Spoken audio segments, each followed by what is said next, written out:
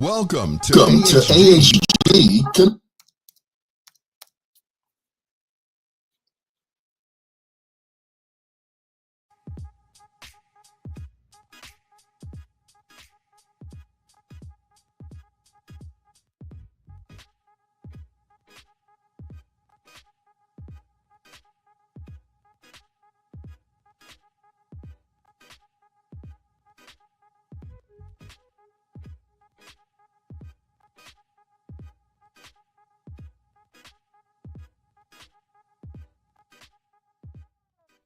Welcome to AHG Connects, where voices, information, and resources are empowered intentionally.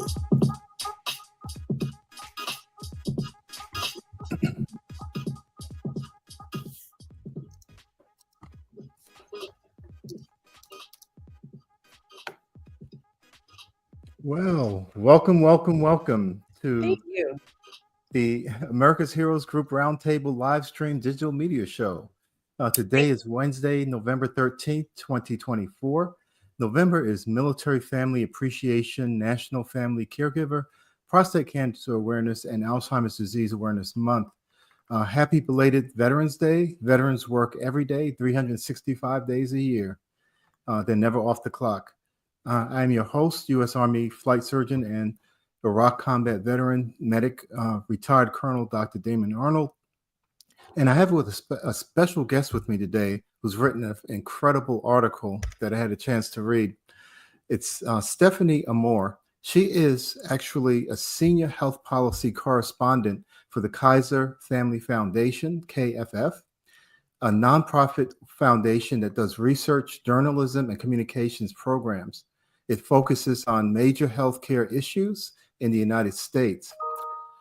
She has reported on the Affordable Care Act, Medicaid, Medicare, COVID-19, abortion, and how politics and regulations in Washington, D.C. affect patients, providers, and the healthcare industry as a whole. She has previously worked at the Wall Street Journal, Bloomberg, USA Today, and Des Moines Register, and the Daily Tribune in Ames, Iowa. She is a graduate of the University of Minnesota. She has multiple journalism awards, and I can't, Stephanie, I don't know how you get the time in the day to have done all of this. You look like you're 19 years old. It looks like you've done 100 years of work already. But let's get to your article. Your article is really fascinating. It really gripped me when I started reading it, and I think it's really very, very timely. Trump's White House return poised to tangle healthcare safety net. That really is a very, very good description. I really encourage people to go to the KFF News Health News site and make sure you read this. This was Stephanie Armour's article of November 6, 2024. So as we lead into it, there's so many questions I have for you, but I'll just turn it over to you and tell me what your major thrust for doing this article was. What was your incentive for doing this? Well, I think we've kind of been looking for some time as to what return to the White House might mean for healthcare under Trump. And a lot of it's hard because the one thing you can say about Trump is you can expect the unexpected, right?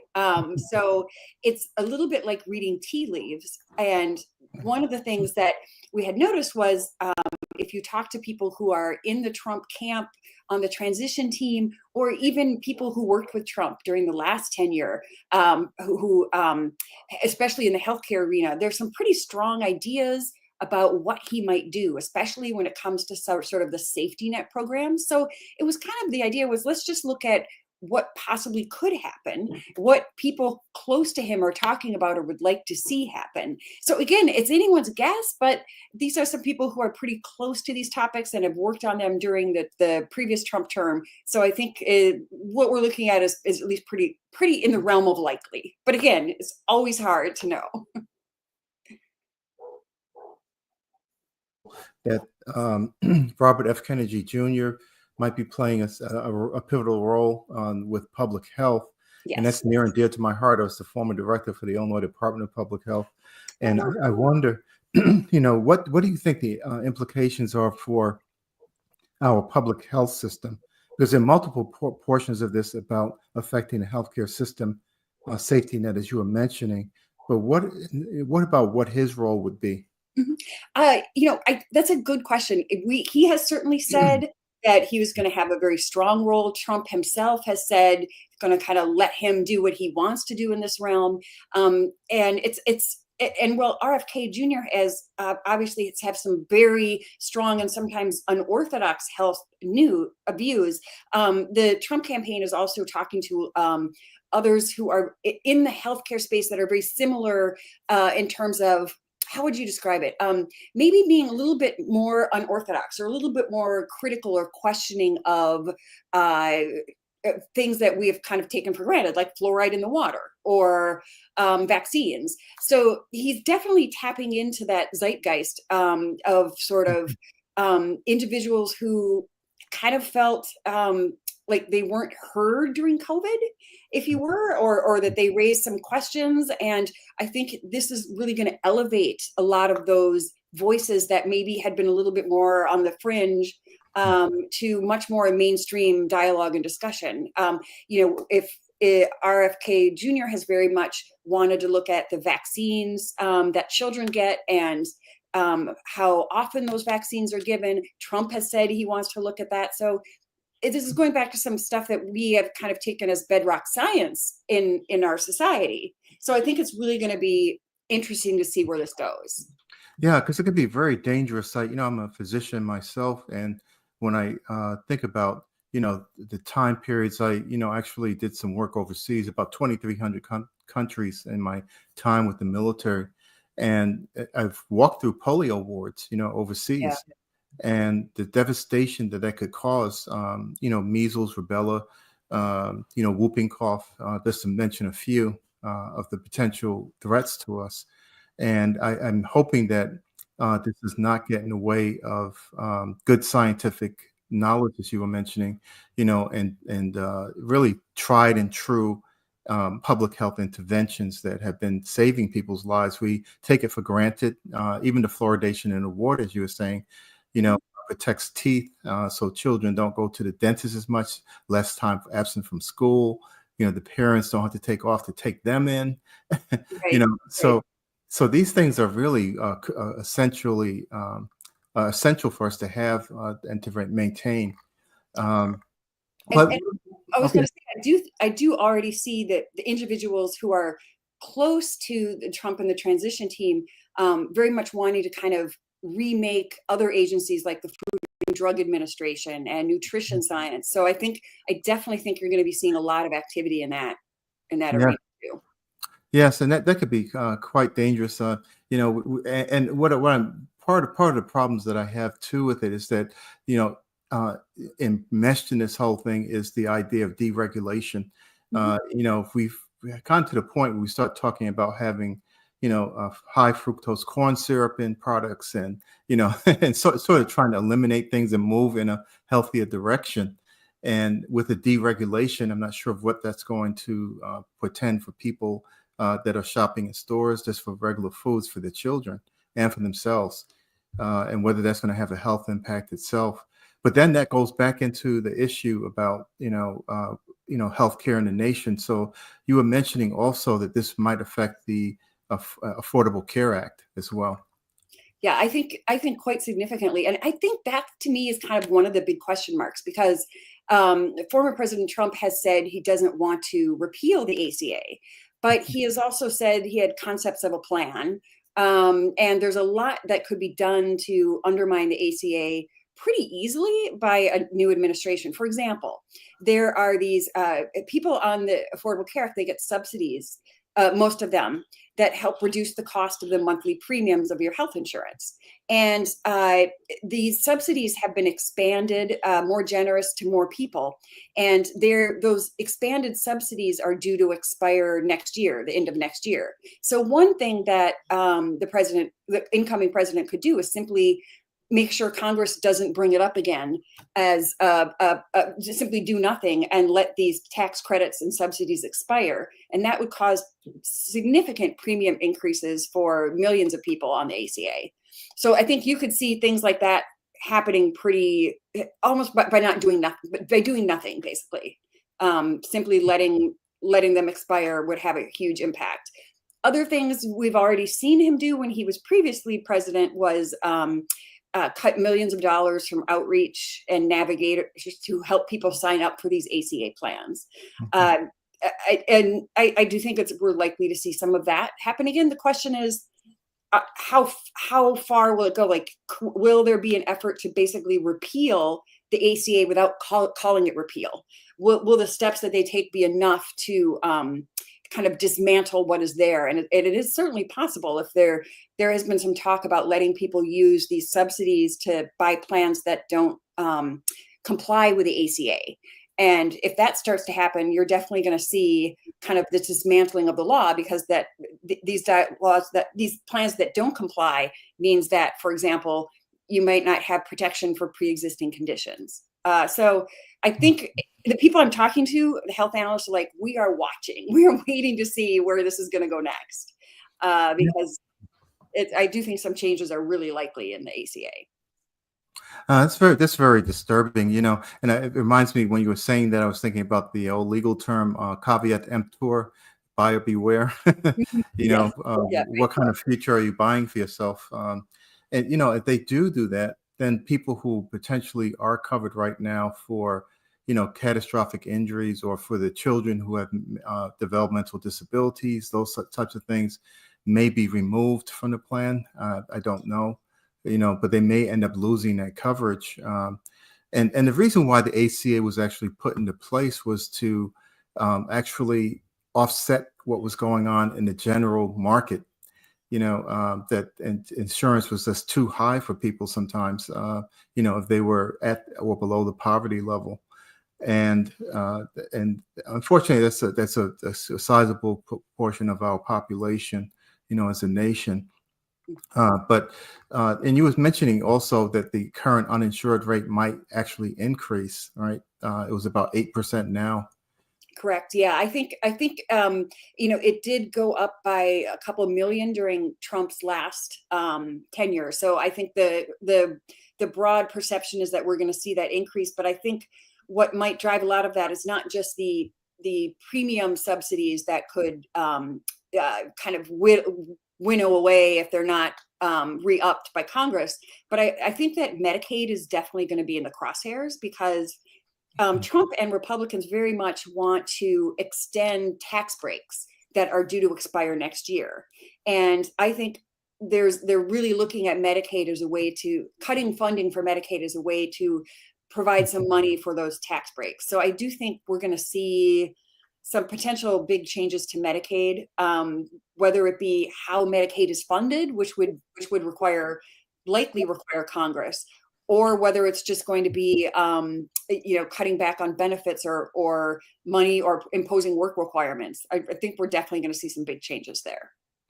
Yeah, and one of the things, as a physician, as I mentioned before, we have an increase in obesity, those kinds of things, in people who are younger, and those people who are now covered until the age 26 may be affected as well. Yes. So we do see illnesses occurring much earlier in life than they normally would, as far as historically, So that's another issue. Well, and it's true. That's what also is interesting. You brought that up, because that brings it right around to that whole issue of public health.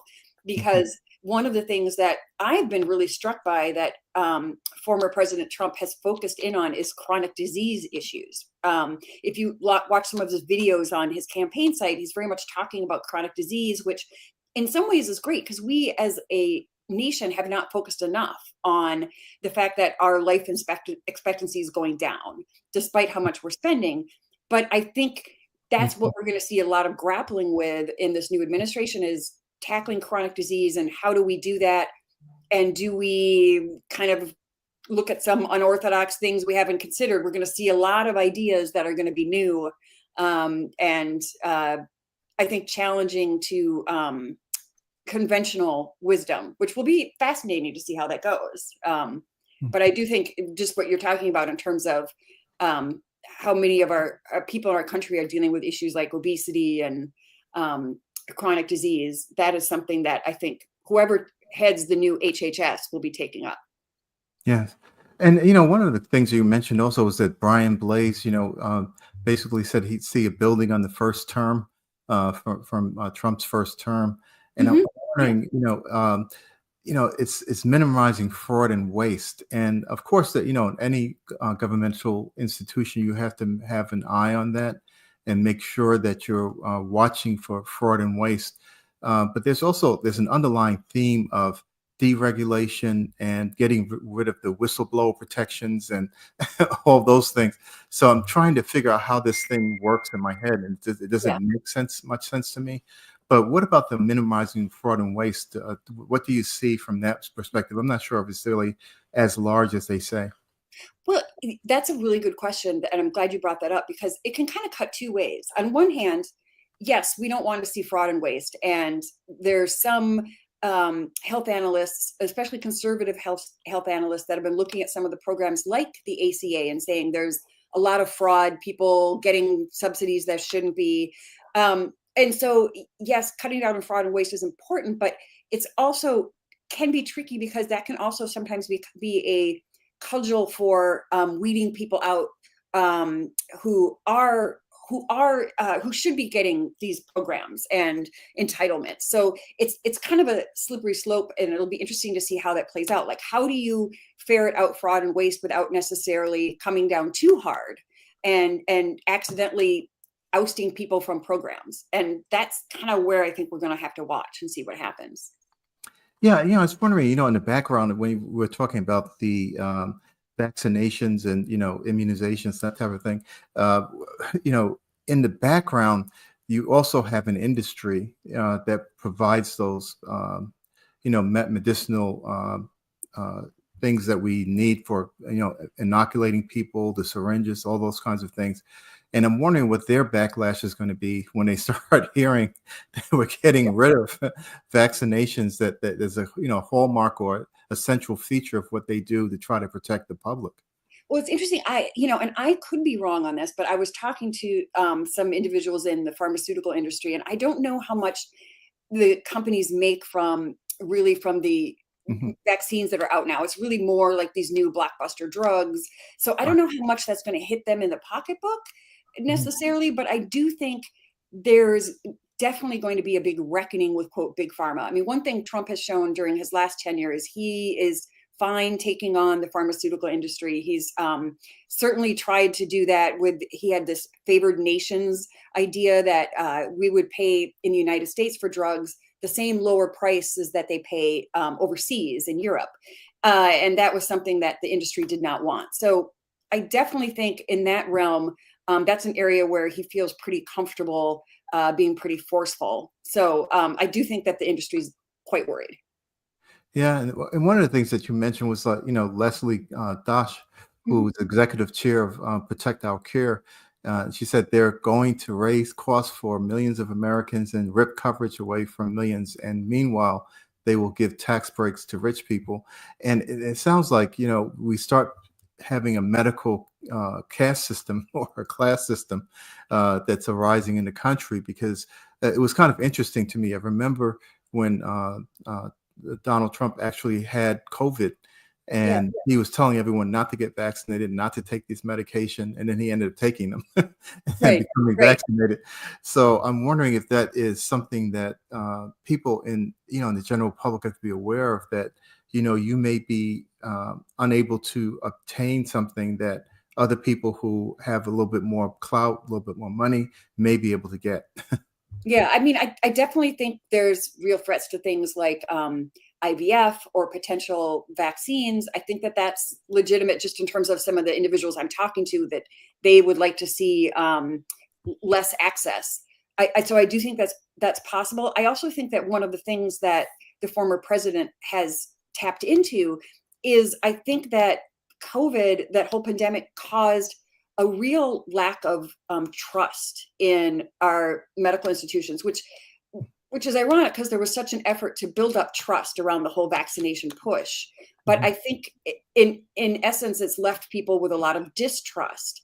And I think that may be fueling some of this whole focus in this new administration on chronic disease and revisiting some of the long-held tenets of medicine and science.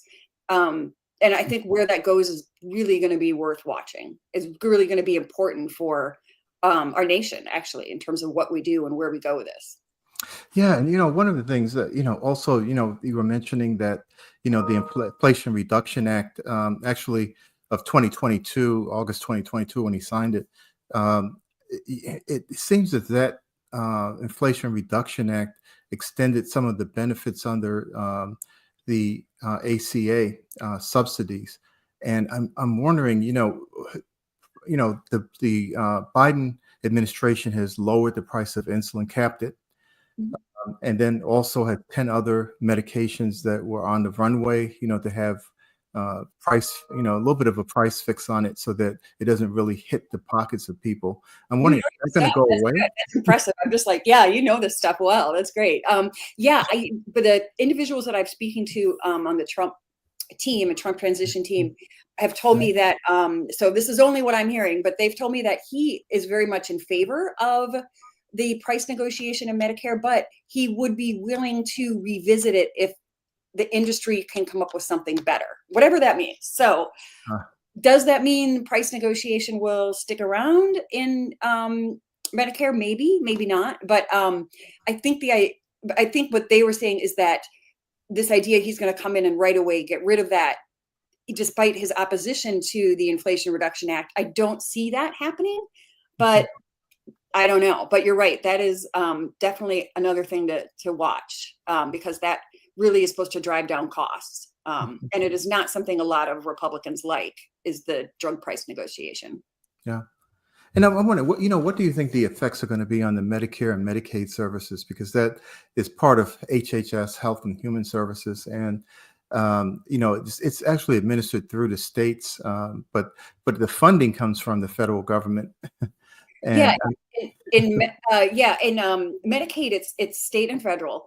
And I think there's some talk about like looking at the actual way that Medicaid is funded. In some ways, one idea is to put like right now it's open-ended, like the federal government keeps paying as the states pay. One idea is to cap it, like the federal government will only pay this much, which yes, reins in costs, but can lead to fewer benefits, fewer people enrolled.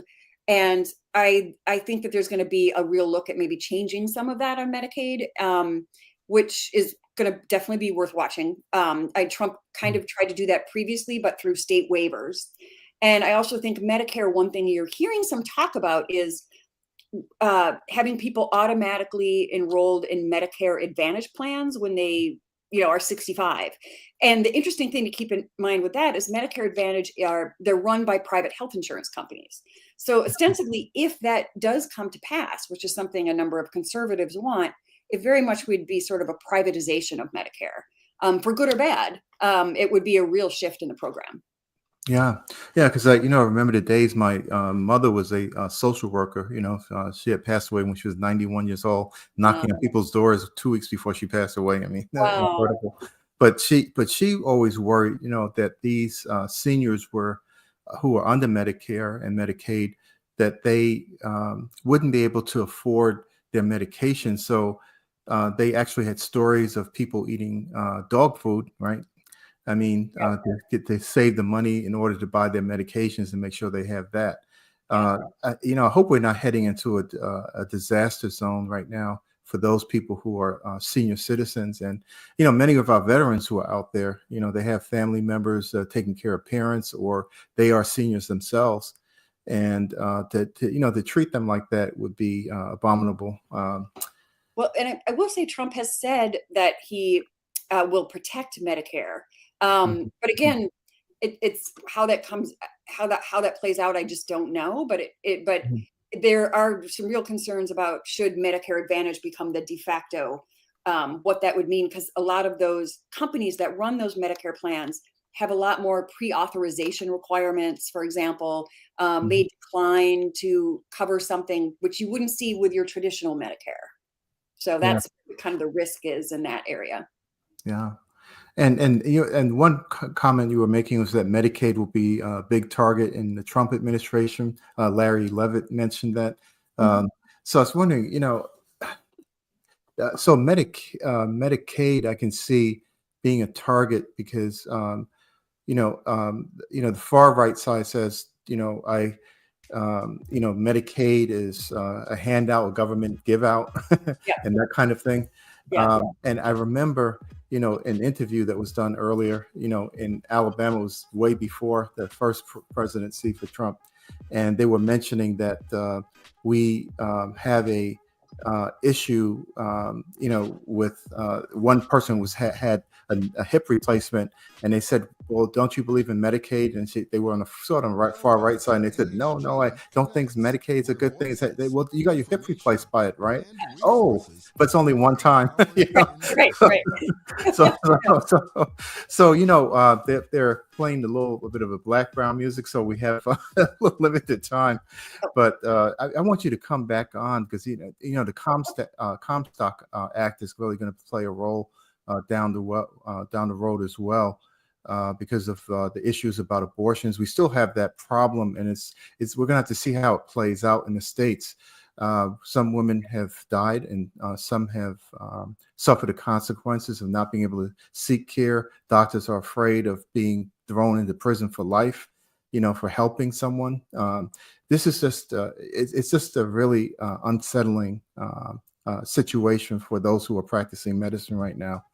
But if anything you want to say, one last thing you want to say, and then I'm going to bring you back on. You have to come back on, Stephanie. I think that I would just say, expect the unexpected. That's kind of the rule of the road. I think reading a lot of the tea leaves, I think we're up for some really big changes, but I also think changes in ways that we haven't considered, like what it's going to mean for public health and some pretty basic things like vaccines. That's right. Okay. Thank you very much, Stephanie Armour. She is a senior health policy correspondent for the Kaiser Family Foundation. Stay with us. There's more to come. Thanks. Okay.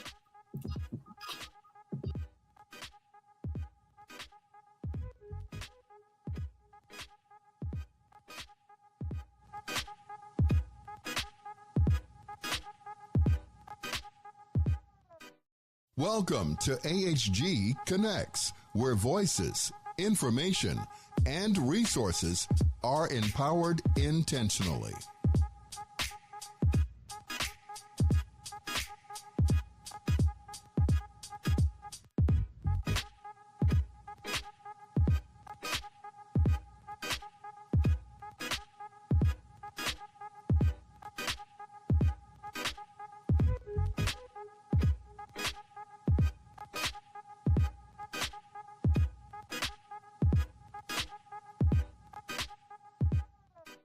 Welcome to AHG Connects, where voices, information, and resources are empowered intentionally.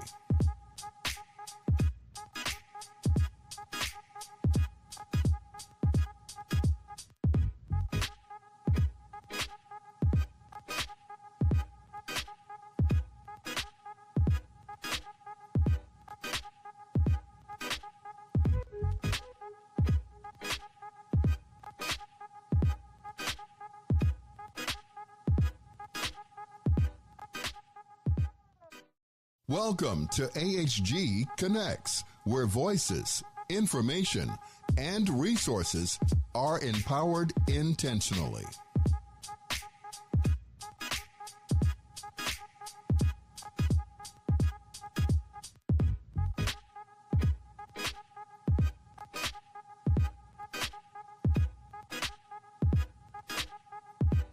Market, advertise, and sponsor your business with Vietnam veteran Cliff Kelly and America's Heroes Group, where information and resources are intentionally disseminated via radio, print, and social media. Call our office for more details at 312-803-2618. Market, advertise, and sponsor your business. I'm Ken Jennings. All of us here at Jeopardy want to thank you for your service to our nation. We truly honor and appreciate you, and what's more, we're looking for contestants like you to play on our show. So head to Jeopardy.com now and take the Anytime test, and we're looking forward to seeing you soon right here on the Alex Trebek stage.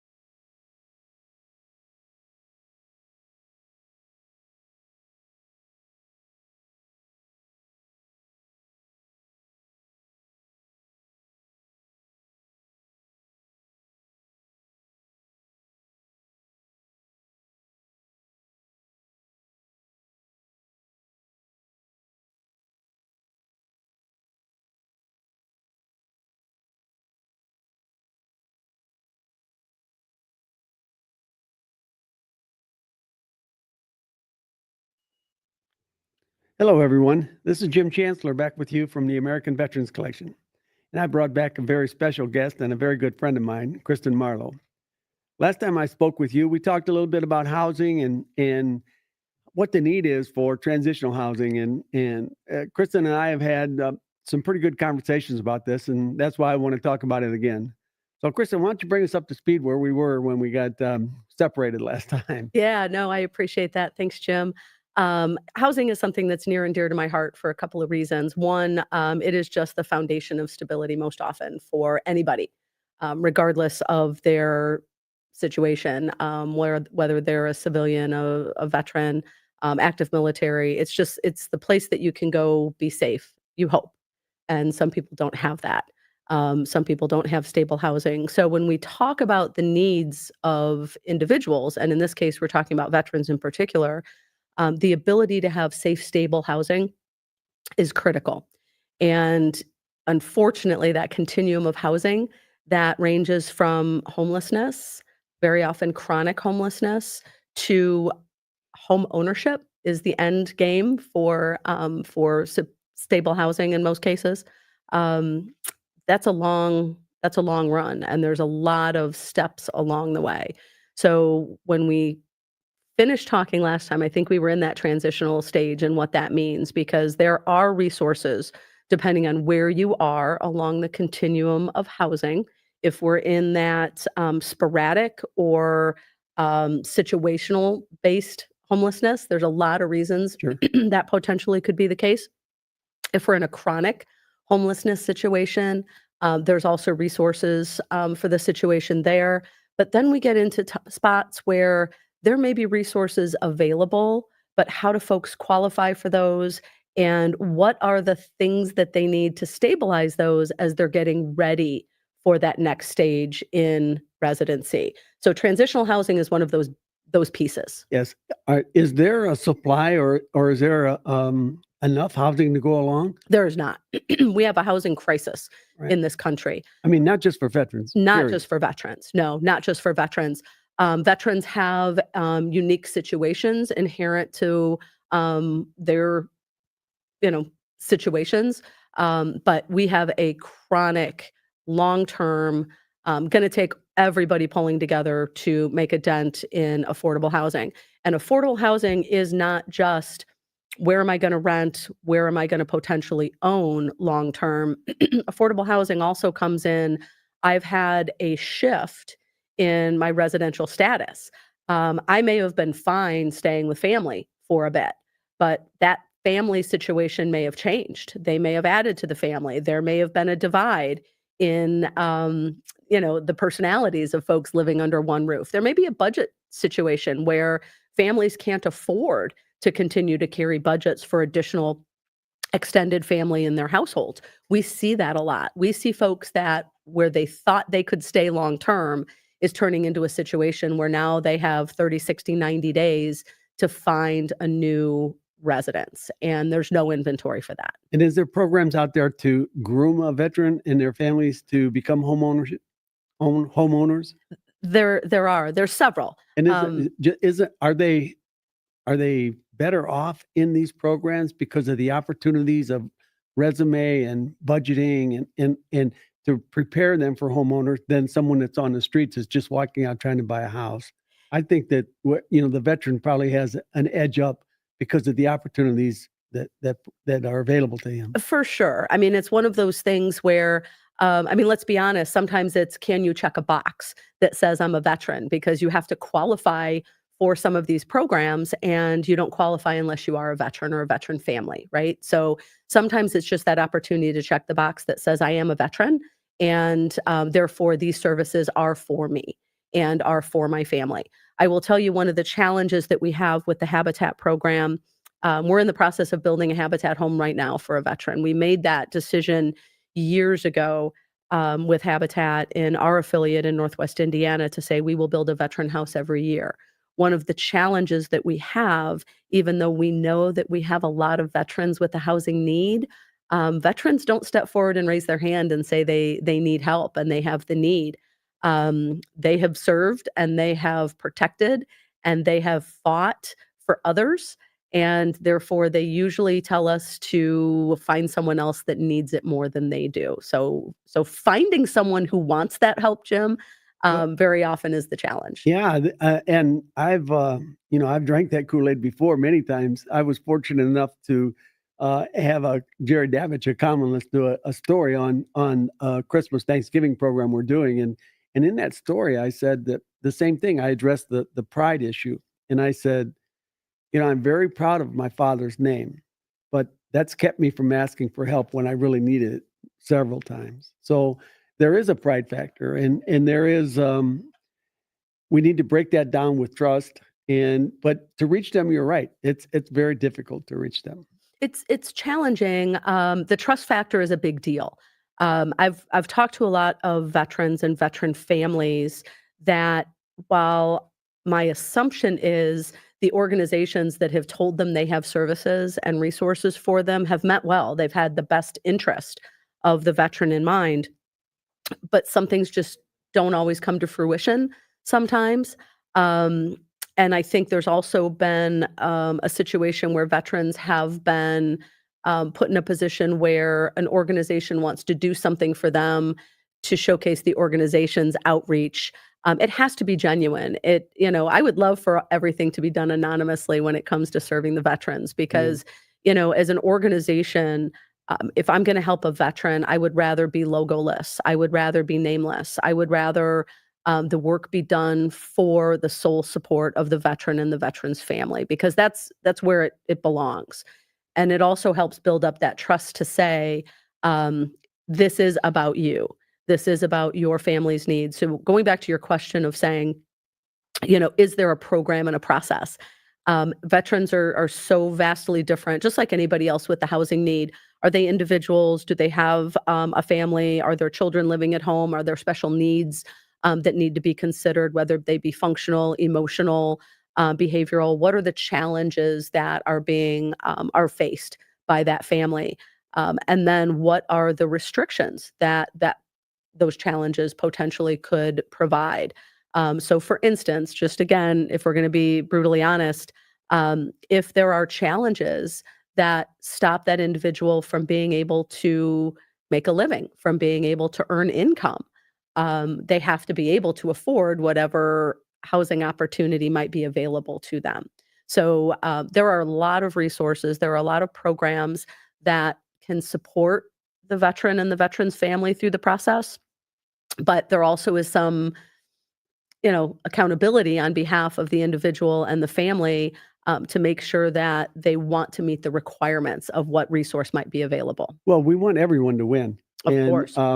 Are there banks out there that are willing to sit down and work with our veterans who might be trying to qualify for a Habitat house? So the Habitat house is a little different. So Okay. let me talk about the Habitat piece. Let me step back. So yes, there are banks with programs that want to support. There are banks that will talk to folks and help them get things ready to qualify for things like a VA loan or if an FHA first loan, things like that. Habitat carries its own mortgage. So there's a little bit of a different scenario when it comes to someone qualifying for a Habitat for Humanity home.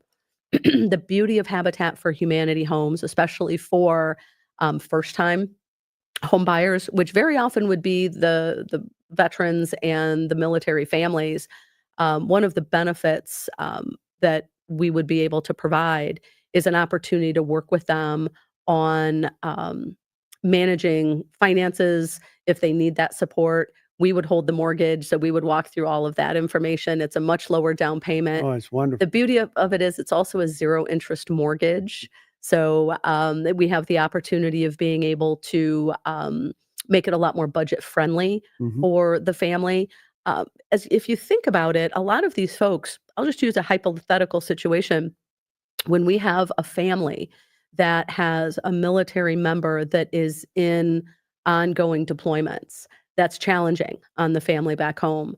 And you may have a family that has traveled across the country, across the world, and they may get to a point where they're ready to have the family settle down and stay in one place to raise children in a school district and in a neighborhood. Well, what that means is the family stays and the military member then may be traveling. What does that look like and what's the support given? And when we have military families and veterans that come either post service or at the end of retirement, very often they don't have any, they don't have the savings built up as somebody who's had the opportunity to buy their first house at 25 and Right. build some equity. So we need to make sure we give them an opportunity to enter into home ownership at a very low cost to them, very low down payment. Correct. Habitat, I've been a fan of Habitat for a long, long time.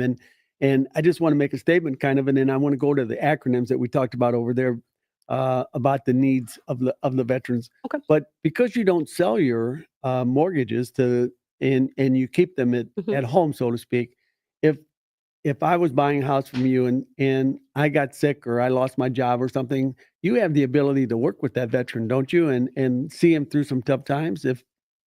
Yeah, it's again, Jim, you've known me a long time. I don't know how to be anything but transparent. So I'm I know gonna that. That's why we're here I'm gonna be together. brutally transparent now. The goal of Habitat is to break the cycle of poverty through affordable homeownership, because very often the retirement that they build and the equity in that home makes all the difference in the world. You don't have folks at a retirement age wondering how they're going to afford food and prescriptions because what they've ended up doing is paying off their house and now they can live rent free. They have the utilities and insurance and things like that.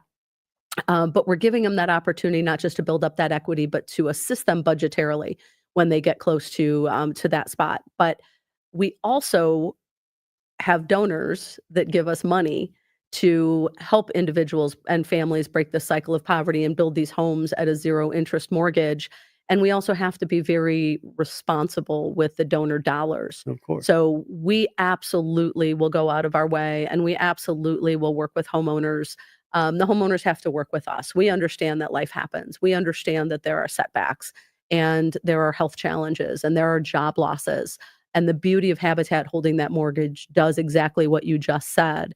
It allows us to wrap our arms around that homeowner, around that veteran family, and support them in a way that a traditional bank or a traditional lending institution would not be able to do that.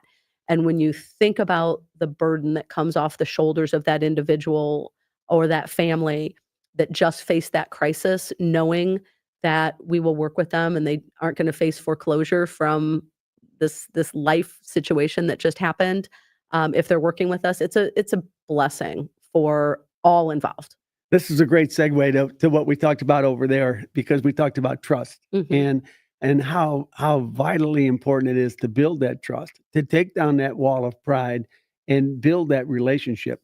And when we talk about Habitat and the houses that they do for the veterans, they build a relationship. This is not just brick and mortars. There's pride that goes along with this house. And I've been in a couple of ribbon cutting ceremonies, and they walk around and their chest is pumped up and they're so proud of that house. And you do a wonderful job.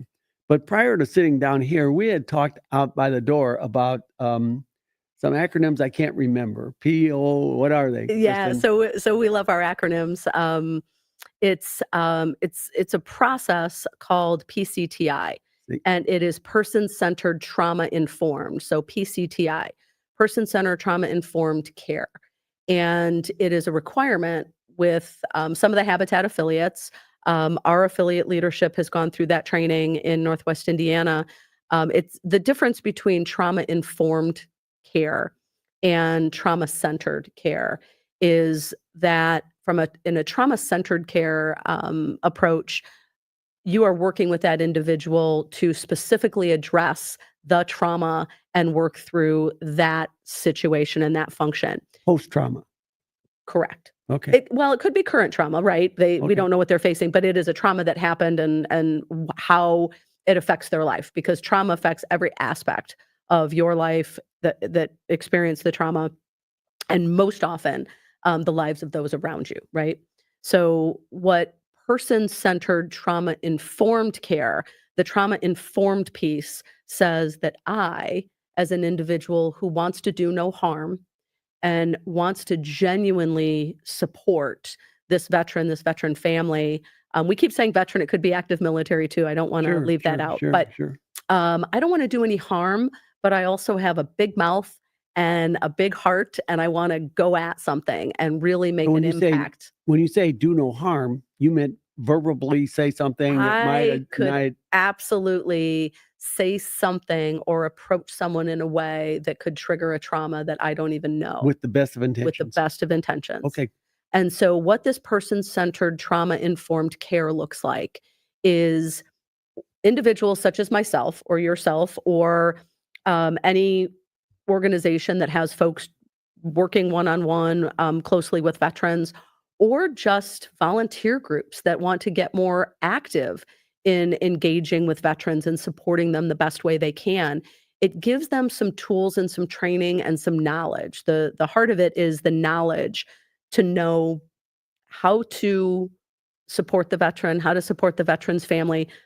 The cornerstones behind person-centered trauma informed care is very much geared around the individual. It's making sure it's very autonomous. It is very supportive. It is providing an environment of support where that individual and that family can start building trust with the organization and the people that want to support and help. And tell me, this is I hate to keep saying post and pre. No, that's okay. You're trying to educate people on the trauma, and tell me exactly. We're trying to educate folks on how to create a safe space and help to build trust, and how to engage with folks that potentially have trauma, past trauma, right? We want to make sure that we are providing the best environment for them to feel safe enough to be able to talk to us. And I'll keep using Habitat as the model. For example, if we have a veteran that we are working with and we want to move them along from the current situation they're in to home ownership, and we invite them out to the job site because we think they should see it firsthand. And we invite them out to that job site, and it is a lot of moving parts, and we are setting trusses that day, and we've got an overhead crane, and we've got a nail gun going off. That may not be the right place to bring someone that may have faced something in the line of duty and in service that we don't know anything about. And so what person-centered trauma-informed care might look like is providing a different place to have that initial conversation and walking through with that individual and with that family what a job site does look like. Because one of the things that we do at Habitat is we do require we call them partner families, whether it's an individual or a family, it's a partner family, and they're required to do 300 sweat equity hours to help build their house. Now, if there's functional needs that they can't physically go do that, there's other volunteer opportunities they can do, but they have to provide 300 hours, and we need to know if they want and can be on a job site. So the person-centered trauma-informed care says we need to know how to talk to individuals in a genuine, safe, trusting environment prior to putting them into a situation that could potentially cause concern for them. And then do you do that through marketing and just public appearances and coming to DAV meetings? And how do you reach that veteran who might need those services? And two is explain to me what this angel is going to talk about that you would fit perfectly into that role. But because I agree, I've been to many meetings and I tell people, I ask them who answers the phone after 5 o'clock, and it's like, oh, well, we get a recording, and I'm like, that doesn't work. Doesn't work. And then when someone calls, if the person that answers that phone, if it's a day job for them, they don't show any concern or empathy at all with that veteran, he probably won't come back. And if someone says, well, you need to call this person or you need to call that person, then, and then try this or try that, that veteran will be gone. I mean, he reaches out one time and he calls somebody and he takes down that pride, that shield, and says, okay, I need help. Then we need to help him because he won't be back. Yeah. So, boy, I'd be lying if I said we were way down the runway on this one. I know. This is one that, quite honestly, because of the opportunities that we're seeing with Habitat for Humanity and a partnership with the VA and with the local housing authorities to move folks along, there's a program called VASH, VASH, which is the Veteran Affairs Supportive Housing. It's basically a voucher for veterans to be able to help them with rental costs. Right. The opportunity and the partnership will allow, in cases where they are approved and they're in a position to be able to move to that potential homeowner position, that housing continuum, and get them to that homeowner opportunity, which is where we want them to be. There's an opportunity for us to utilize that VASH voucher as in their mortgage payment for the closing of their house, which is exciting news. This is all new, and we're very excited because we've always built homes for veterans. This is an opportunity for us to hopefully do more. It's an opportunity for us to have a bigger impact.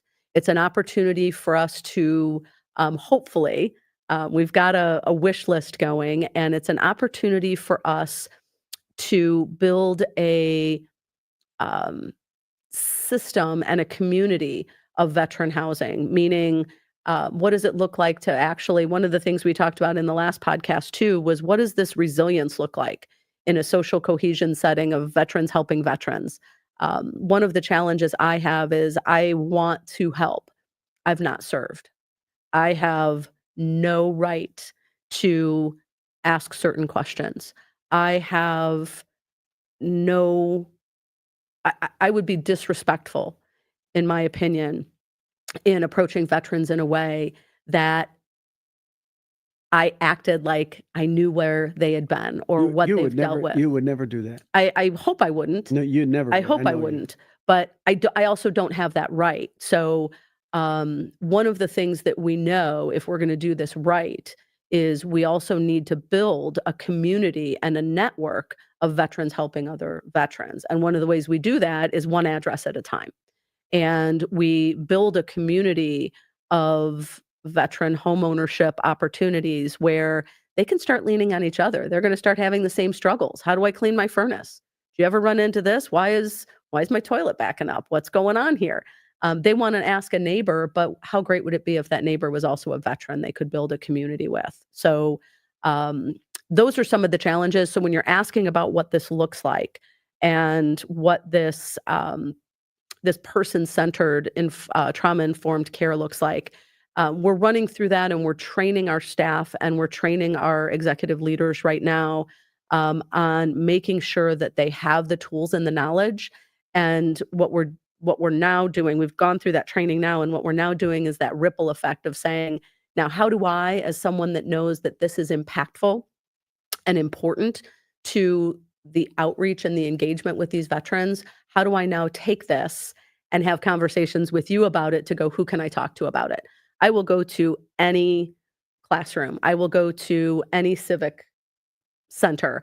I will go to any DAV meeting. I will go to any organization, and I will put on a workshop and talk to them about what this looks like, because the knowledge is the power, knowing what to say and what to do. Absolutely. And if you don't know how to fix a problem, then they can't get rid of it. So I'm going to propose that I'm going to buy a house, and I'm going to use that house. I've stomped my feet for transitional housing for a long time, but I'm going to buy one single family house. Hopefully it's a brick. And I'm going to propose something to Habitat to say, you bring me a family that you're considering building for, we'll put him on this house. We'll put him in this transitional house. We'll teach him how to cut the grass. We'll teach him how to do everything. We'll teach him how to bank and budget and how to take care of this home. So when we emancipate him out of the rental and put him in a homeowner, then we'll put someone else in this one, and we'll do it again, and we'll do it again. We have a stamp, so to speak. Well, we just had a meeting about that. You'll be excited to know. So thank you. You did a great job of connecting us with the VA folks to really, because the other thing we need to get a handle on is what are the numbers of the VASH holders. And I mean, the ball is rolling, and we're really moving on it. And again, as I said, we're in the process of building a veteran home now, which is so exciting. It is. But we had a conversation at our executive committee meeting, and we talked about what that looked like. And Habitat is prepared to provide that transitional housing piece when we find that individual that's ready to say, we can do that as well. And we've done that with other partner families in the past. All right. Well, looks like we're getting the we're done sign. So it's really been a pleasure. And if we have a chance to do this again, I want to put you on a spot, and I'm going to ask you what you think a veteran is made of. And I really, really would like to hear that, because I know that you have many friends and many veteran friends, and there's a difference between us, and I like to have an outside opinion about what that is.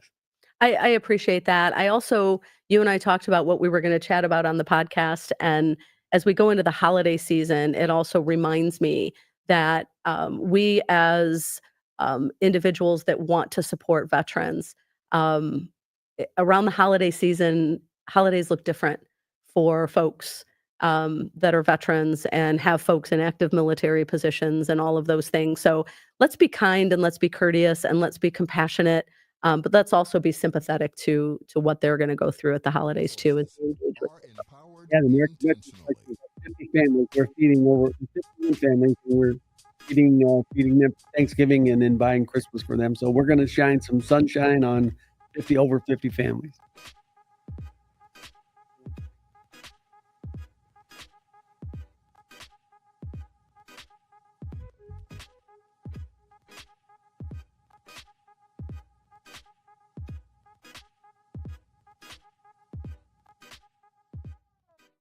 Welcome to AHG Connects, where voices, information, and resources are empowered intentionally.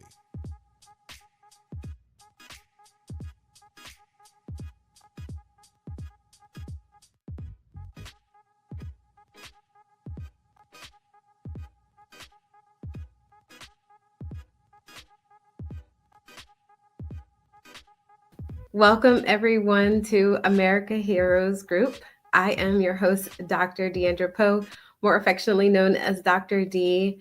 I'm excited to be back with you all this month. It is November month, and November is a really exciting month for me for a lot of reasons. I just recently had a birthday at the top of the month, and it's Veterans Day as we're recording today. So I have a special guest with me today, my father.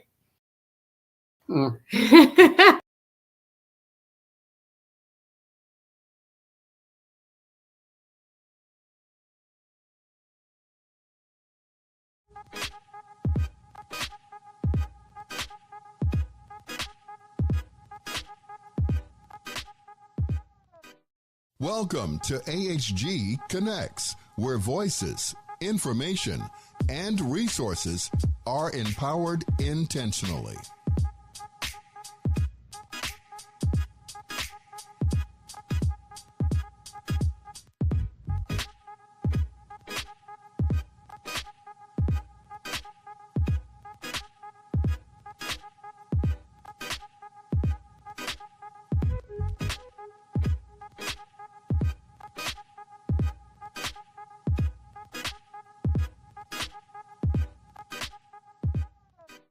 Welcome to AHG Connects, where voices, information, and resources are empowered intentionally.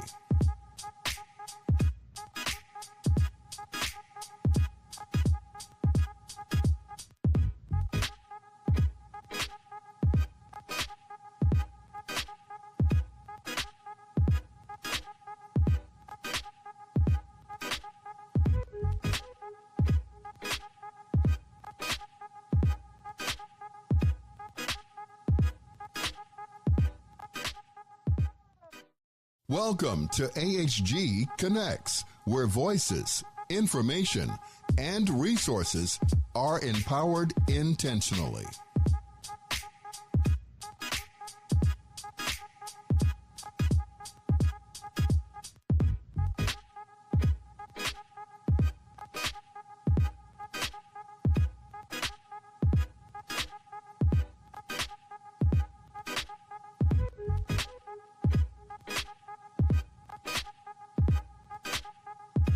Hi, welcome to America's Heroes Group, our live digital stream media show. Don't forget, November is Military Family Awareness and also National Family Caregiver and Prostate Cancer and Alzheimer's Awareness Month. This is for Wednesday, November 13th, 2024. I'm your host, Sean Claiborne, U.S. Army National Guard veteran, and we have with us today Wendy McClinton. She's a U.S. Army veteran and president and CEO of the Black Veterans Social Justice. How are you doing today? I'm fine, thank you, Sean. How are you? Doing pretty good. Now, I want to kind of get an idea, but first, tell us about Black Veterans Social Justice. What is it all about? How did you get it started? And what does it mean for veterans? Okay, Black Veterans for Social Justice was established 45 years ago by Vietnam veterans coming from Vietnam, coming home, not being able to access services. Its founder, Joe Mashariki, and these veterans established this organization. They knew that they would have trouble reintegrating back into society. They knew that they would need employment. They knew that they would need various types of supports that would help them make that transition from military to civilian life. And they devised this organization to do just that. It was in 1994 that I exited the military as a homeless female veteran with 3 children under the age of 5. Wow. Coming back to New York, the only thing, Sean, I was able to access was unemployment, and wound up in the Bronx at the EAU in the shelter. And it was there that someone came through with a flyer asking the question, are you homeless? Do you need services? Are you a veteran? We can help. So I went to Black Veterans for Social Justice with my 3 children, and they not only gave me my first job as a secretary, they also gave me my first apartment to live in. And I rose up through the ranks, and in 2010, at the retirement of the founder and CEO, Joe Mashariki, I was appointed the president and CEO of that very organization. Wow. So when you came out of the military, how did you end up on the street? How did that, when you think of a veteran, I think of a proud, strong veteran, especially a Black woman coming out of the military. I see the possibility of success going into a corporate job or a blue collar job or whatever it might be. What were some of the obstacles that led you to be homeless? Well, one obstacle was I was transferring from Schofield Barracks in Hawaii, the 25th Infantry Division Light Mechanized.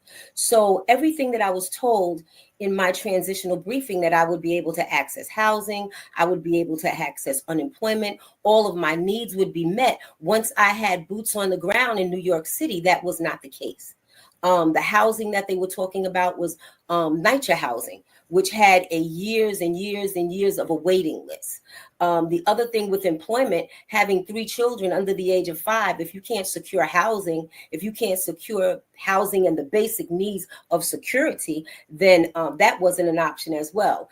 My parents going back to their home, that home where the room where I once stayed, that I left that home to go to the military, was now occupied by foster children. So there were all these other outside things that made it a very hard for me to make that transition. Secondly, working with the transition briefing that they're having now is not the transition briefing that we had then.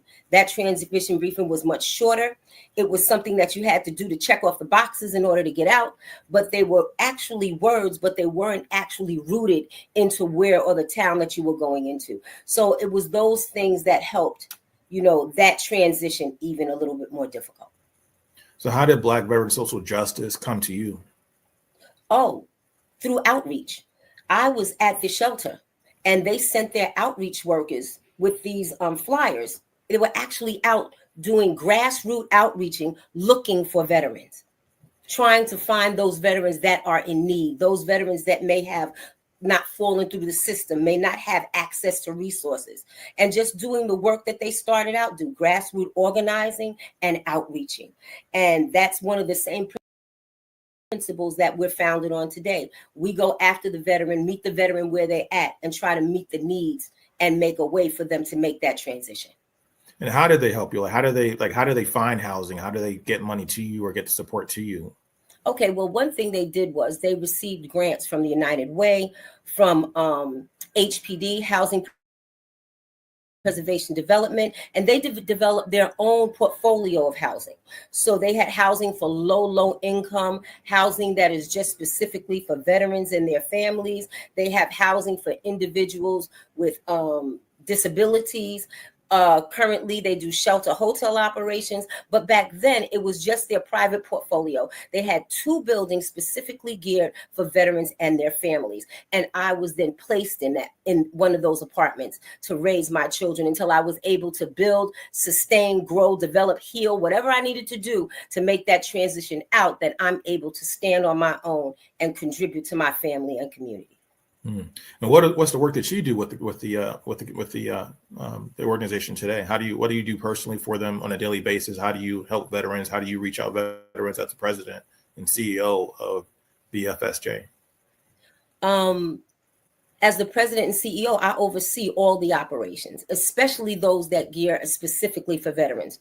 Through our Homeless Veteran Reintegration Program, which is funded through the federal government, through our transitional housing programs, which is programmed through the city, and also through our private portfolio, through our Staff Sergeant Fox programs, we meet veterans through their mental health needs. So we're able to transition that. My role is to make sure that those services are delivered qualitatively and executed precisely the way the veteran needs it to do, not to hand feed or spoon feed them with something that we think they should have. We try to meet the veteran where they're at, give them the services they need, and then help them to thrive and not just survive as they make these transitions. Now, you've been out since 1994, as you mentioned. Have you seen any changes since the conclusion of the Iraq War and the Afghanistan War? Oh, yes, definitely. The difference between the veterans now, I've seen veterans I've worked with veterans from Vietnam, worked with veterans, Iraq, Afghanistan, and now we have these veterans, new veterans that are coming out even more, this younger group of veterans, which are 25 to 30. But then you also have to look at the difference between each one, and what's affected by each one of them is technology. Every time a branch or every time an era transitions, the technology changes. And when technology changes, when things change, you have to change with that in order to accommodate and meet the needs of those veterans.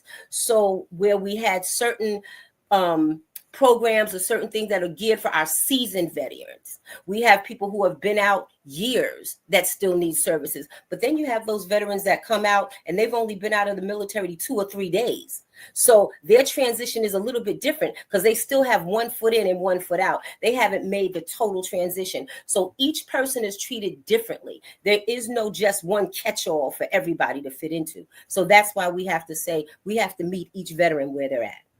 Now, has it been particularly challenging over the last couple of years with inflation and the price of groceries going up and the price of housing going up?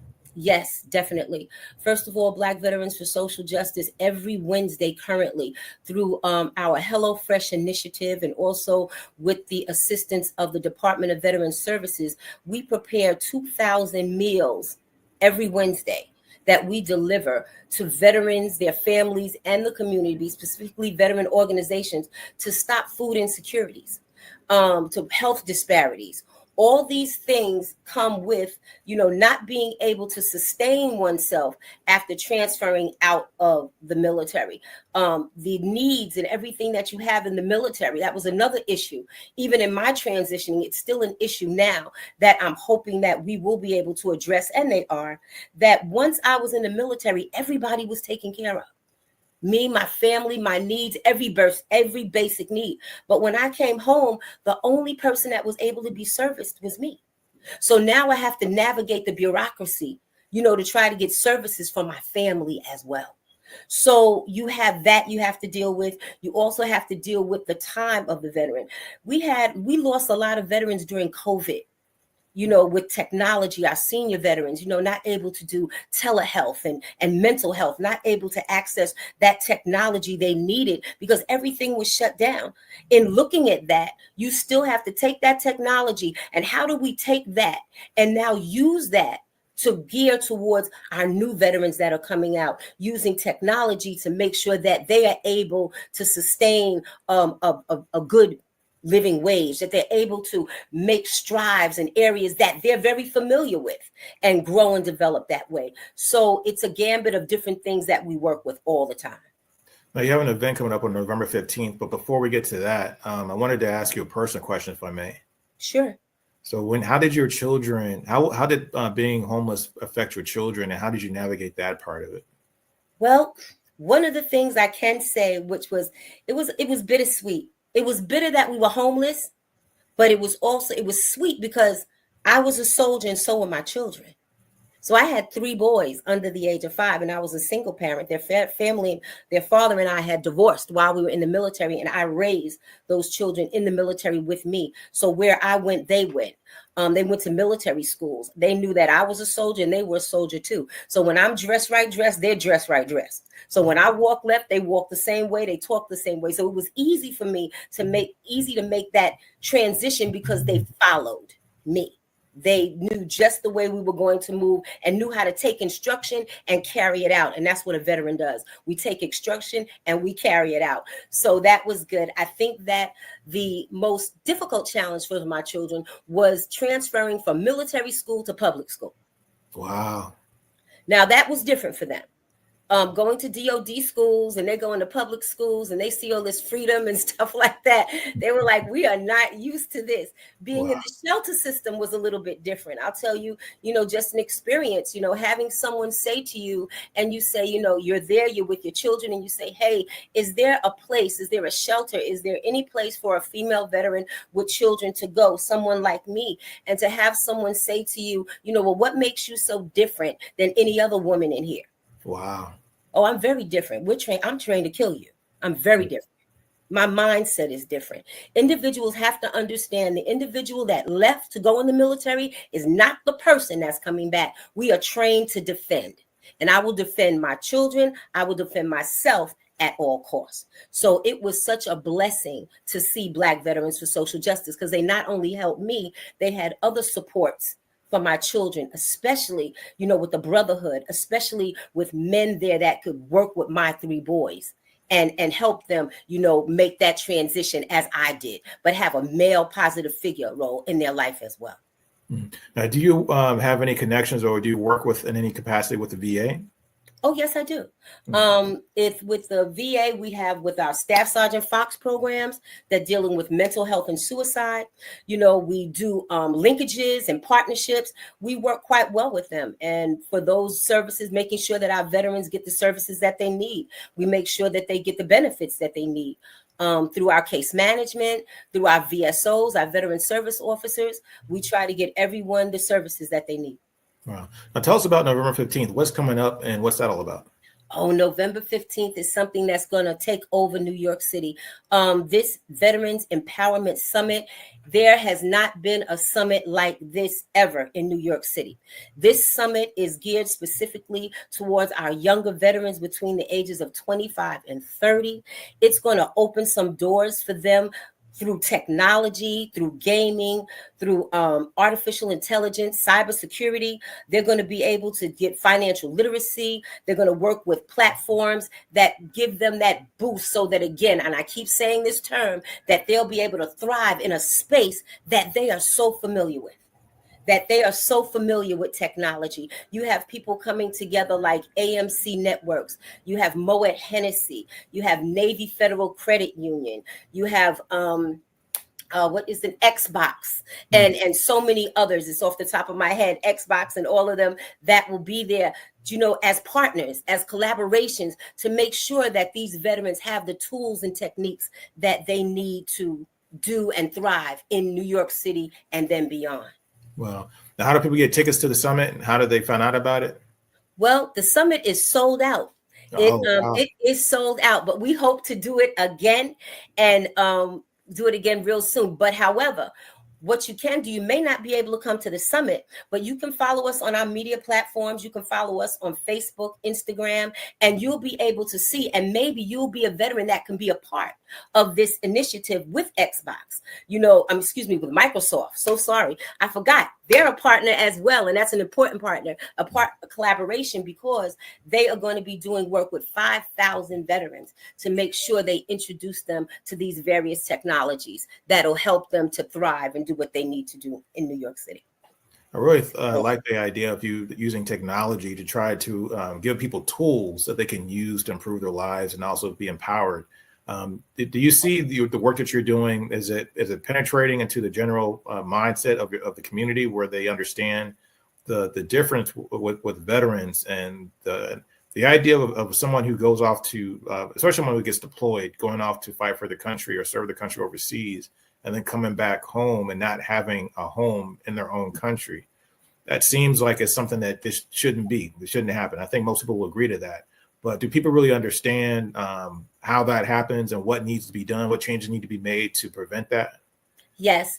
Currently, and sitting on many of the boards that I do sit on, they're looking at that very issue strongly, making sure that active duty individuals, active duty service men and women receive the information that they need to make sure that they not end up homeless, make sure that they have the right skills, make sure that they have the right techniques, everything that they need to make sure they can transfer those skills into employment, transfer whatever they need into housing, making sure that the transitional assistance program is not 1 week, but it's 6 months, where community-based organizations like Black Vets can have soft hands on an active duty member and assist them while they're in the military to make that transition so they're not there cold and they're not there blind. But then if someone does fall to the crack, we make sure that we have those supports and those things in place, because even though we're looking at technology, we still can't remember that we still have veterans that suffer with homelessness.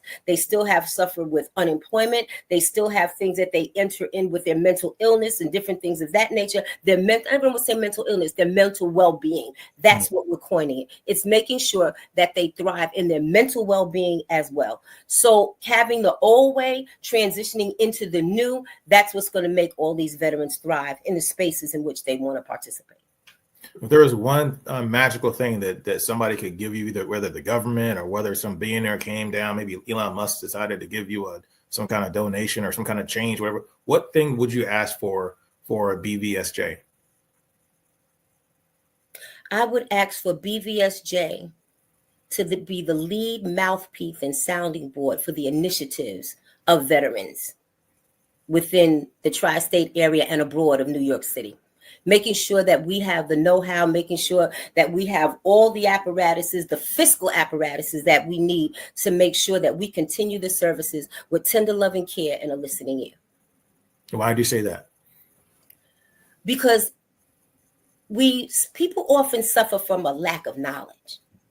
And when there's no communication and when there's no teaching and when there's no education, that brings in fear, misunderstanding, and not being able to have that bridge or make that connection or bring that unity that we need between the community and veterans coming home, between their family and coming home, between corporate America, between the wellness of veterans, between the VA and the DOD. There must be constant education. There must be constant communication. Mm. What would you advise people coming back out or coming out of service, I should say right now, people coming out of service that haven't really thought about their transition? What would you advise them of things they should be doing to make sure that they have a successful transition? They should be thinking about it. They really need to think about that. What am I going to do? If you've been in the military more than 5 years, what am I going to do? One cannot assume that you're going to get a job in your work or job that you're doing in the military. If you're a nuclear warfare specialist, how are you going to transfer that job into a civilian job? If you're in logistics, how do you transfer that? If you're in technology, how do you transfer that? All of those transferable skills have to be looked at. So that's where it starts out, Sean, even before you go in the military. When you go in the military, you should have an idea of what you're going to do when you get out. Mm. To be a CEO, there was one thing that I knew in the military. I was an administrative specialist. So for me to come out the military, it was no issue. So when they asked me, Mr. Mashariki said, well, what type of job can you do? I said, well, I can answer this phone. You look like you need somebody to answer this phone, and that's what I was hired as, a receptionist. And from there, I was able to bill. So it starts before you go in the military to decide what you're going to do when you come out. So making sure of the selection of your job and your practices before you go in will ensure the type of transition too when you come out. Wow. Now, one last question. But when you were in the military, what was the most profound thing or experience that you had while you served? The most profound experience was traveling abroad, traveling to other countries. I was in Korea, transferred through. Living in Korea was an experience for me that showed me another way of life. It showed me different experiences, different cultures, different things that I would not have experienced before. So those are the things that I will take with me, my travels in the military. I've worked at the Pentagon. I've worked in Hawaii, and United States Information System Command in the Pentagon, 118th Detachment Postal in Pusan, 25th Infantry Division Light Mechanized in Schofield Barracks. So that travel and opening my eyes to various different things, that's the thing that I will take from them. Well, we got a little more time. So I want to also get into this since we have a little bit of time. The organization is Black Veteran Social Justice.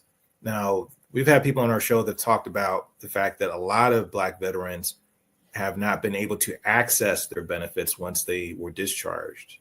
Can you speak about that a little bit and tell us, how is that changing or getting better? Well, it's better. First of all, I just want to share, even though we're Black Veterans for Social Justice, we serve all veterans. No matter what your discharge, no matter what your gender. I was on earlier when you spoke about that you're not eligible because of your time in service. If there was a need that you needed to have met or needed to meet, and you still are to us a veteran because you did serve, then we would try to get that need met. If it's not through the VA, it's through any other means that we have accessible to try to service you as a veteran. So with that, we have to make sure in all those things, we have to make sure we have everything in place to service anyone and everyone that comes through those doors. Most of the time, I find that our veterans of color, they're not privy to certain information on how to access the VA, on how to access their disability or the benefits of that nature. So this is why you have community-based organizations such as Black Veterans for Social Justice. And there are many others that have veteran service programs and have individuals there that are specifically geared to address the needs of veterans. So you walking off the street and say, I'm a veteran and we're going to service you. So Black, white, Hispanic does not matter. Does my skin color, gender? Does not matter. Wow. Does not matter. Wow. We service because it was Black veterans that established the agency, but we service all veterans. Wow. And how would you say the makeup of the organization is? Is it predominantly Black, or is it just a wide diaspora of people that actually use, BVSJ? It's predominantly Black. But however, we have everyone that uses the services. I'll say, yeah, people of color. Yeah. Okay. And what's unique about the New York area, in case say compared to say the like in the southern states where a lot of the bases are, or like say like areas like Chicago? What's unique about your area? Well, New York City is the epicenter of everything. When I travel down south, you know, it's a different way that they service and honor their veterans. They service and honor their veterans in the South every single solitary day. In New York City, when I came home, I really did not think New York City was veteran friendly. Wow. I really didn't. I went to Times Square. I did not see anything that said, you know, welcome home, thank you for your service, except for in Kennedy Airport where the USO Center is, or on 42nd Street. Wow. But then as we began to evolve, we began to now bring out certain traits and certain qualities, and we saw the need and tried to put the face of the veteran out in the public through our train stations and through our billboards and our advertisements. And then it began to transform into this veterans-friendly space. And what makes it so epic is when we can devise and create pieces like this empowerment program, this empowerment summit that we're going to have. That's what makes New York City special. When you can galvanize all these various leaders, Microsoft, Xbox, Moet Hennessy, AMC, Navy Federal Credit Union, and to name a few others, and bring them all into one space and gear them specifically for veterans, just because of their mental wellness, their financial literacy, and all the things that we need to have done, putting them in digital platforms. They haven't done that in the South. Wow. They don't have those things in the South to do that. Where the South is more ceremonial, the city, where it can be one day eventful, this piece is now going to transition not to just one day, but every day. It's the Veterans Everyday campaign. We're not just veterans on Veterans Day and Memorial Day. We're veterans every single solitary day, and our lives and everything we do with it should match that. Wow. Now give us a message for the veterans for Veterans Day. Veterans, we're actually recording this on a Sunday, the day before Veterans Day. Oh, wow. We're airing it on Wednesday. But I wanted to give a shout out to the veterans out there for Veterans Day.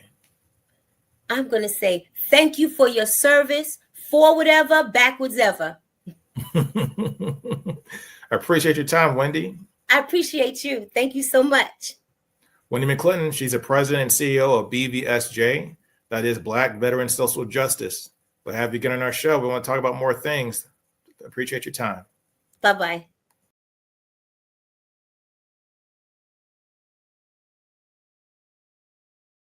AHG Connects, where voices, information, and resources are empowered intentionally.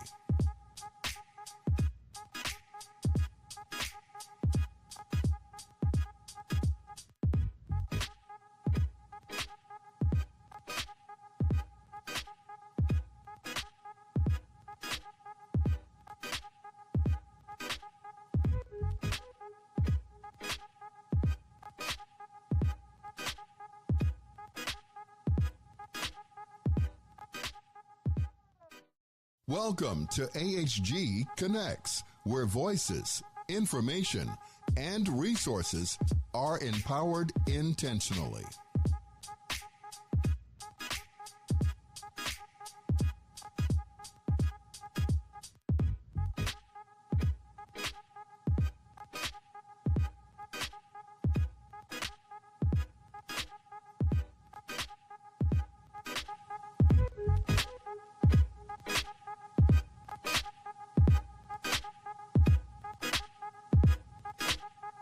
Market, advertise, and sponsor your business with Vietnam veteran Cliff Kelly and America's Heroes Group, where information and resources are intentionally disseminated via radio, print, and social media. Call our office for more details at 312-803-2618.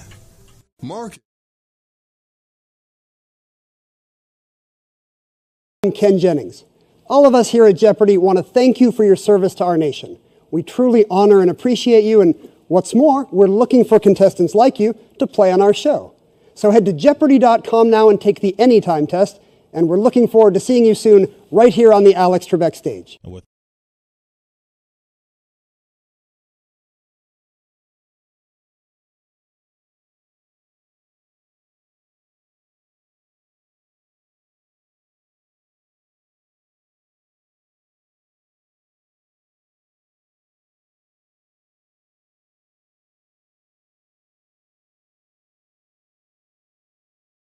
Information and resources are empowered intentionally.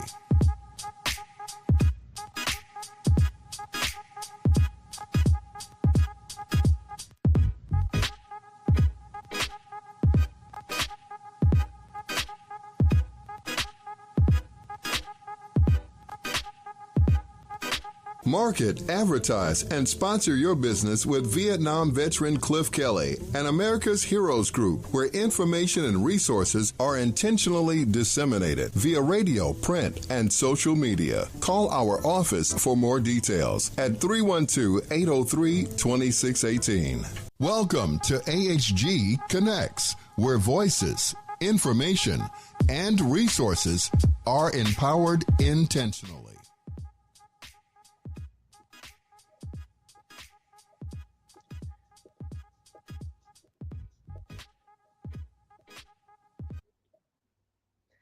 Good evening, everyone, and thank you for joining me tonight. I know that we've had a very eventful week. I know that I have. But welcome to tonight's America Heroes Group show. I'm your host, JoJo Sweat, a United States Marine Corps veteran and the organizing director for an organization called Common Defense. We are the largest grassroots membership organization of veterans that are fighting for justice, equity, and liberty for all. At Common Defense, we have really built something powerful and compassionate within our membership. And I think people feel very safe within our membership because of the diversity that is displayed there. And tonight I'm going to honor that, talk through some things, and share what great work we have on the horizon that really elevates all of our veterans within Common Defense, and also reaffirm our commitment to the work that is ahead of us. This moment is a reminder why veterans are here and why we are needed. We're always ready for it all. At Common Defense's family of organizations, we're amplifying our impact by now combining Task Force Butler's investigative expertise with our grassroots mobilization power. Our mission is clear: to protect democratic values, counter rising extremism, and empower veterans and communities to resist authoritarianism.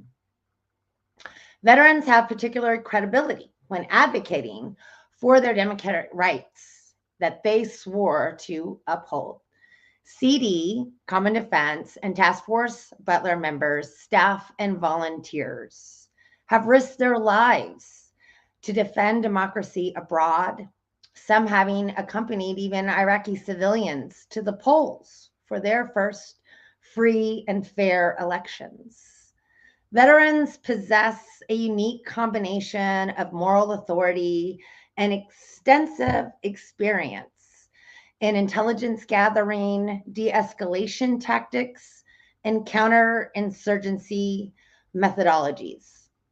These skills are crucial to combat the rapidly growing threat of radical and violent extremism that our nation is currently facing.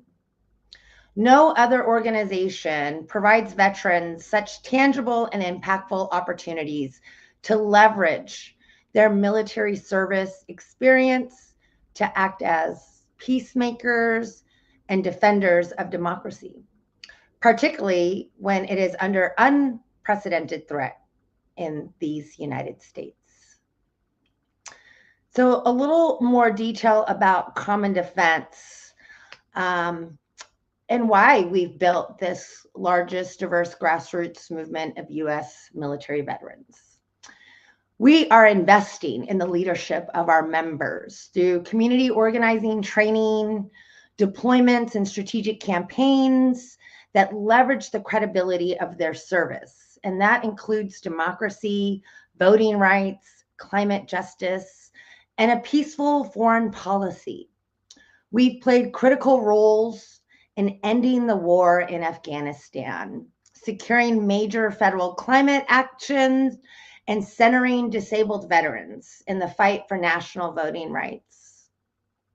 With all the vehicles, Common Defense is a strong BIPOC-led family of organizations that represents our communities from all across the nation. And I hope that you will take the time to learn more about us, get to know us, and check us out. We coordinate a national membership of 380,000 veterans, military families, and civilian supporters, and more than 2,500 highly mobilized and engaged veteran corps members across every state, and we actively use them across the nation. You are not alone. There is a place for you during these unprecedented times. I want to debut this program by first showing a very important video that is our launch video for the Common Defense and Task Force Butler partnership. I'd like to share that with you now. Donald Trump has supercharged division and racism in our politics. Hail Trump! Hail our people! But you also had people, very fine people, on both sides. See fucking high. Let's fucking go. Social media CEOs and foreign bad actors fed the disease, spreading it unchecked to profit from the hate and anger. Now, we're living with the consequences. A culture where hate, violence, and assaults on our democracy are politics as usual. As veterans, we understand the sacrifices made to protect this country. It's devastating to see those values under attack. But we're not standing idly by. We're stepping up to defend what we fought for. When our capital was attacked on January 6th, it wasn't the first time fascists planned a violent coup in the U.S. In 1934, Marine Corps Major General Smedley Butler uncovered a plot to use veterans to overthrow democracy. He gathered evidence and took it to the public. Butler's actions stopped the plot in its tracks and exposed the conspirators. My main interest in all this is to preserve our democratic institutions. If we maintain these basic principles, our democracy is safe. There's a myth that all veterans are conservative, but history tells a different story.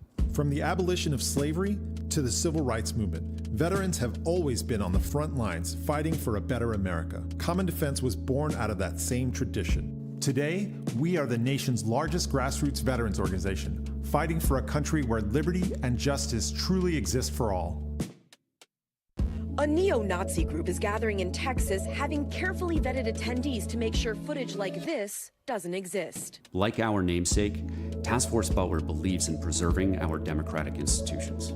We train veterans to conduct open source intelligence investigations into extremist organizations. Our operations have targeted fascist groups like Patriot Front, NSC 131, and the Aryan Freedom Network.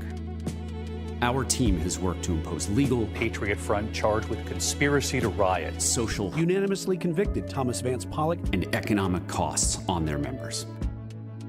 The goal, to bankrupt and disrupt them. Our mission is to hold these groups accountable. By joining forces with Task Force Butler, we're amplifying our impact. We'll continue organizing peaceful actions while gathering intelligence to combat extremism. Together, we're making sure fascism has nowhere to hide. This partnership empowers veterans to reshape their roles in America's political landscape. Everyone has a plan to vote for the upcoming election. Common Defense leads a movement of veterans committed to justice, equality, and progress. Together, we're not just defending democracy, we're going on offense for democracy. I'm Jose Vasquez, co-founder of Common Defense. My name is Christopher Goldsmith, founder of Task Force Butler. We've been friends for nearly 2 decades, organizing and fighting for veterans and our country. And we couldn't be prouder to join forces at such a critical time in our nation's history. We invite all veterans and allies to join us. Together, we can defend democracy and the values we fought for. Visit commondefense.us and taskforcebutler.org if you want to go on offense for democracy. That gives me chills, and I'm so grateful that I was able to share that with you. And I would challenge you to share that everywhere that you can, because there are lots of people that are looking for opportunities to get on the court And we know that our veteran community is out there in a lot of different areas, whether rural, in city, or out in the country, but we need to find them and create community. I want to expand on what Task Force Butler is. And I also want to give a shout out to Chris, who's a pretty cool dude. And I love that he named his organization after a Marine. So Task Force Butler is a 501c3 nonprofit that is training veterans in research and operations to counter extremism. We're going to teach the skills and context necessary to keep our veterans and our community safe as they gather intelligence on dangerous individuals and organizations. Domestic extremist groups are growing in membership, expanding their activity and intensifying their sophistication. And they aren't really being met with meaningful opposition. That's where we come in. Task Force Butler is going to train you. Task Force Butler documents violent, illegal, and extremist activity to provide courtroom-ready evidence for legal accountability. We'll disseminate reports for activists to use in community education campaigns and ensure Americans have the information they need to go on the offense and also to fight back. We are American veterans that are helping steward democracy. We're going on the offense against neo-Nazis and their kin. Common Defense and Task Force Butler in 2024 have created this partnership and umbrella of organizations. This close collaboration will bring highly specialized expertise from Task Force Butler's leadership to Common Defense's membership of over 40,000 veterans through its existing organization and training infrastructure. This partnership will both allow organizations to achieve their individual mandates and further their shared goals of combating real extremism and defending our democracy. Now what? Well, I challenge you to go to our website at commondefense.us and scroll down and click on our membership opportunities. There's an opportunity there for you to present us with some information to vet you and have you join our organization. Beyond what we're doing within Task Force Butler and the Common Defense efforts are a multitude of campaigns that will come on the horizon for 2025. Just as I expressed, we have some different membership groups that are working on climate justice activity and transitioning to clean energy jobs. We have a lot of opportunities to fight back against things that have happened from military industrial complexes into our communities that are compromising, frankly, our air and water. These are activities that, as veterans, we've experienced while both serving and are now victims in our own communities. And so it's important that we speak up and take these leadership roles. At Common Defense, we are going to have a lot of training opportunities. Our first quarter is going to be filled with a lot of opportunities for veterans to get on the court, learn political engagement, what it means to organize, and what it means to really build community. And that is important more than ever now. As you can see, our news is flooding us with information that is somewhat horrifying, frankly. And we also need to make sure that we are taking care of ourselves. And taking care of ourselves involves having a robust community that can support you. And what better than to be a part of a community that is also action-oriented, solution-oriented, and wants to support the efforts of ensuring democracy in this great nation. This show specifically is dedicated to all Americans who value democracy. We ask that you stand with us. Join us in showing the world that America's strength isn't found in division, but in our shared commitment to justice, equality, and freedom. Together, we will protect the values we served and safeguard the future of our democracy. Something else that's happening in this vein of extremism is dangerous and hostile, sexist and misogynist rhetoric towards women. And so I want to spend the last section of my show tonight to talk to women who are serving in the United States military, women veterans, and women across the board that need to support us. We are seeing already language that is coming online that is triggering, that is upsetting, and frankly traumatizing. And although we can't control that 100%, we can mitigate it. And just like what we're going to do within the framework of Common Defense and Task Force Butler's partnership, it's training to give you the tools to protect yourself, your peace, and to allow yourself to feel joy. And that starts with putting a plan in place and preparing now and not waiting until you hit a moment where you feel like you may be on the brink.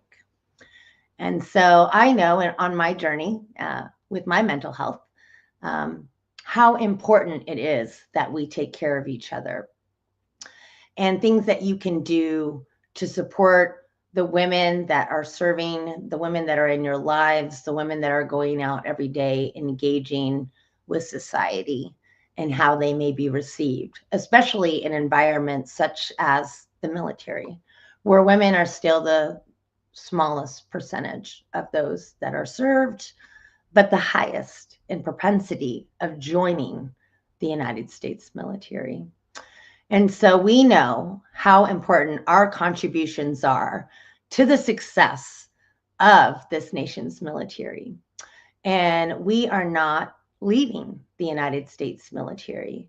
If anything, we are going to continue to infuse the military and make it greater, because we have seen our intelligence community, our military prowess, our technology increase and become the necessary fighting force that we are through that diversity. And so, again, I want to highlight some things that are going to be very specific to women, military veterans, and those that are serving on active duty. Empowering words and mindset. We must always affirm our strength. You must always remember that you earned your place and you bring valuable experience, insight, and strength to all the roles you facilitate. You have the resilience to face difficult situations and the right to exist safely and confidently in any environment. You must also maintain your integrity. Stand tall in your values. Know that these experiences that you may come under will not define you. They are external obstacles that you can overcome. Create your support network now. Lean on women. Lean on women. Lean on women everywhere. Lean on allies who understand and are supportive of your experiences, your lived experiences. Shared connections empower us so much, and they remind us that we are never alone, and we are not going to be alone in facing these challenges. Know how to report. This is important. Know how to advocate for yourself. Document incidents thoroughly. Keep a journal. Keep a notebook. Write down every incident, every detail. I don't care if it's a joke. Jokes don't have any room in this society if the joke is cutting someone down. Keep copies of written and electronic communication. Accurate documentation will always be crucial and can always protect you. Know your channels. Familiarize yourself with reporting options. Most branches of service have specific protocols for handling complaints, including your equal opportunity officers, military equal opportunity, MEOs, inspector generals, IG offices, and other HR avenues as they still are in place. Seek guidance on which might be the most appropriate for your situation and go down those avenues. Don't let anyone tell you you never have due process. You do. Trust allies, but identify trusted individuals. Look through your chain of command or unit. Create resiliency circles, groups that may support you in addressing these issues, whether by offering advice, accompanying you to meetings, or just being a moral support. And always think about your safety. If situations feel unsafe or escalate, always prioritize your immediate safety over formal reporting. There is always somewhere you can go. Contacting emergency support if you need, and report once you are in a secure environment. The other area is self-care practices. We need to create mental and emotional boundaries. Detach from negative energy whenever possible. I know that I have scrubbed my social media in ways that have allowed me that every time I open up my phone, I see a puppy. That is important to me. Regularly remind yourself that this aggressive or misogynist or sexist behaviors reflect the shortcomings of the person that is responsible for doing those things, not you. Be clear in your boundaries, detach. Engage in grounding activities. We are very lucky at Common Defense to have a lot of resources in this and have folks that have come and to help us learn deep breathing, mindfulness, journeying, and other grounding exercises that really help us reconnect ourselves and reduce stress. These small, consistent self-care routines can really help you maintain a steady mental slate, and doing these things, again, with women. Build your support circle. Seek out safe spaces or groups where you can talk about your experiences with other women or supportive allies. Having that community will validate your experiences and is immensely empowering. We are not alone. We are not a monolith. Our stories are not the same, but there is a lot of familiarity. We have overcome a lot as women, and we need to lean on ourselves. The other thing is that in all this anguish, celebrate your wins, bring joy to the table, reflect on your moments of strength, your victories, even the small ones. They really help reinforce your inner resilience and remind you of your worth and courage. I know for me lately, it's just getting up every day and putting my best foot forward no matter what I'm feeling inside. That is a win that I am seeking to gain every day and build upon that. And as women, the other thing is resources, right? Building resources within your community is going to be important. There are counseling and support groups, military support services on base, often have mental health or counseling resources where you can speak confidently. Start engaging in those facilities now.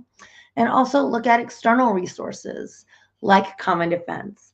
Consider connecting with organizations or groups outside of the military that frankly are advocating for women's rights or providing support for those facing sexism or harassment. These groups can both offer you legal advice and the emotional support and help guide you in ways that diversify your experience of just being a woman in the military, right? And that will help you bridge gaps when it's time to leave the service. And so you have a networking community already ready to receive you, support you, and elevate you to ensure that you are thriving in your new status as a veteran. And again, I'm going to consistently reiterate joining community, join Common Defense. Within Common Defense, we understand that veterans are not a monolith, and we are an open organization that is membership led. We even have conservative members that are part of Common Defense who do not reflect the current administration. And so they are working with us in community. And so these are important because little offsets can help shape who we are and give us strength in other spaces where we're not leaning into our veteran or military identity. We have LGBTQ and trans veterans that are supporting each other in caucus groups. We have women veterans that are supporting themselves in a caucus group and discussing all the variety of issues that women in the military and as veterans are experiencing so they can be the impact when it comes to writing impactful and just legislation and policy that works for all of us and not just a small fraction. So these are little things. So I don't have very much time, but I just wanted to share with you our great launch with Common Defense and Task Force Butler. Very excited. And to tell all my women veterans and women serving in the military, we got each other, and build community. And thank you for being here tonight with me. Have a great day.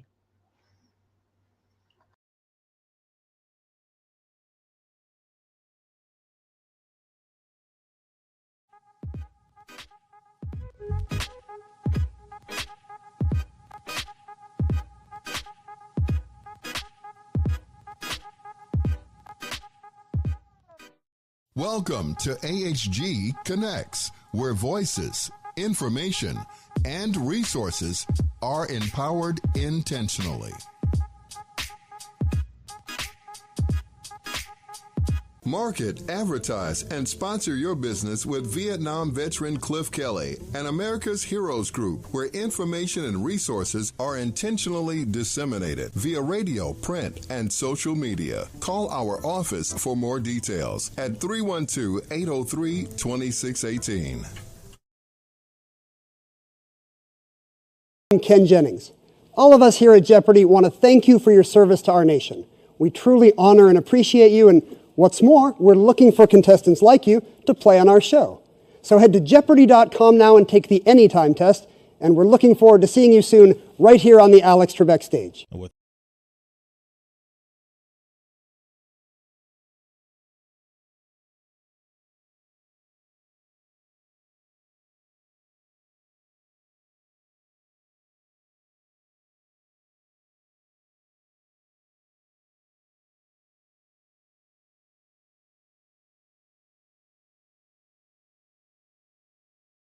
Next, where voices, information, and resources are empowered intentionally.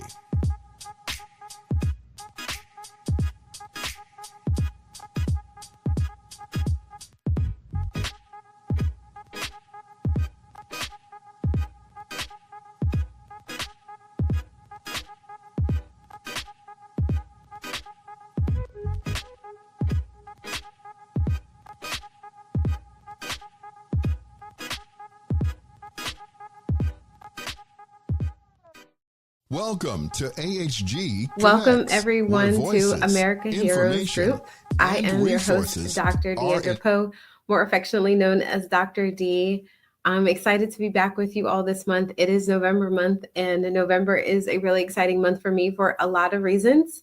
I just recently had a birthday at the top of the month, and it's Veterans Day as we're recording today. So I have a special guest with me today, my father. The person responsible for all of my greatness outside the grace of God. So he is on the show today, and he is a Korean War veteran. So we're gonna do something a little bit different. I feel like I'm always doing something different with you all, but I thought we would have a conversation with someone who's been around for a really long time. Tell everybody how old you are. 92. 92. Yes. So I know most people, when they meet you, they don't believe that you're 92. Most people don't. No. How old do they normally think you are? Most people say between 69 and 75, maybe. Yeah. So you're pretty active. You're very active. Yeah. Very active 92-year-old. So, and that's probably why most people don't think I'm close to 50 either. No, I know. Yeah. Oh. They think I'm your grandson. I mean, your granddaughter. They think I'm your granddaughter. They think so. Yeah. Every time we go out. When you have one of your sisters being 70 years and being 71 coming up, so yeah. So, how old were you when you went into the Army? I was 17. 17 years old. Yeah. Okay. So, you're from New Jersey. Born and raised in New Jersey. Yeah. A small town called Jefferson, New Jersey. Is it still called Jefferson right now? Hmm? Is it still called Jefferson?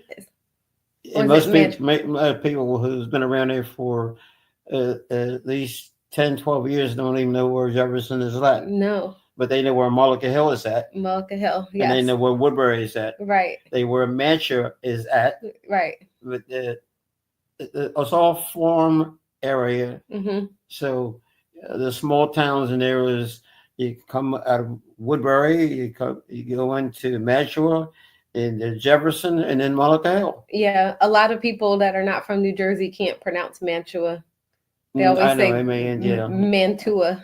Mantua. Yeah. It's an Indian was given to me many years ago. I was told okay. So many stories about Mantua. Yeah. And how the Indians were in that area. Okay. So where did you go to basic training at? Arkansas. In Arkansas. Yeah. Yeah.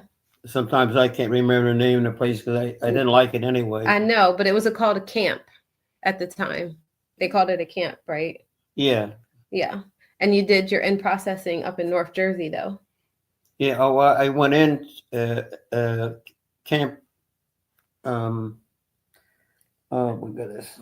I know. I can't remember the name of it either, but it's long gone. Yeah, because he was some kind of a general, or no, he was in the service, but I think he might have been a general here. Okay. And at times you're going to ask me something that now I can't remember what you were. No, it's fine. I remember you telling me the story of you going up to, you were processed here through New Jersey. It's now called Rutgers University. Yeah. But it wasn't Rutgers University when you came through. No, it wasn't. I know. It's a very interesting story. So what used to be where the soldiers came in and went through processing is now a part of Rutgers University, Rutgers, North Jersey, New Brunswick. Yeah. Arkansas is where, from there, I went to Arkansas. Mm-hmm. That's where I had camp training there. Yeah. And then from there, I went to Japan. Japan. And from Japan to Korea. I had some training in Japan. Yeah. It was. Yeah. But you came in when they were desegregating the Army. So you were actually, it was, they said segregation was Truman was the president at the time, and he said, listen, he wants to get rid of segregation, but that's not true. It wasn't never true. No. You were still segregated. Yeah. We still didn't go to many of the camps where all the white soldiers were together, but it wasn't easy. Yeah. And you were 17. I didn't like segregation from the beginning. Right. They eat the same thing I eat. They talk the same talk I talk, and they breathe the same air I breathe. How can you be different? Yeah. And you were 17. That's right. Learning all of this. So this was 1952, 1951 when I went in service. 1951. So the world was still segregated, though. The war was still, back home. Mostly, yeah. So they still had like segregation here in New Jersey, though. Oh, New Jersey's terrible. It was at the time. It still is. It still but is. not segregated. But not segregated. They can't be segregated because they got no place to run. No, we're all together. We're all together now. That's right. Yeah. Because we got a little town here called Jericho. Yes.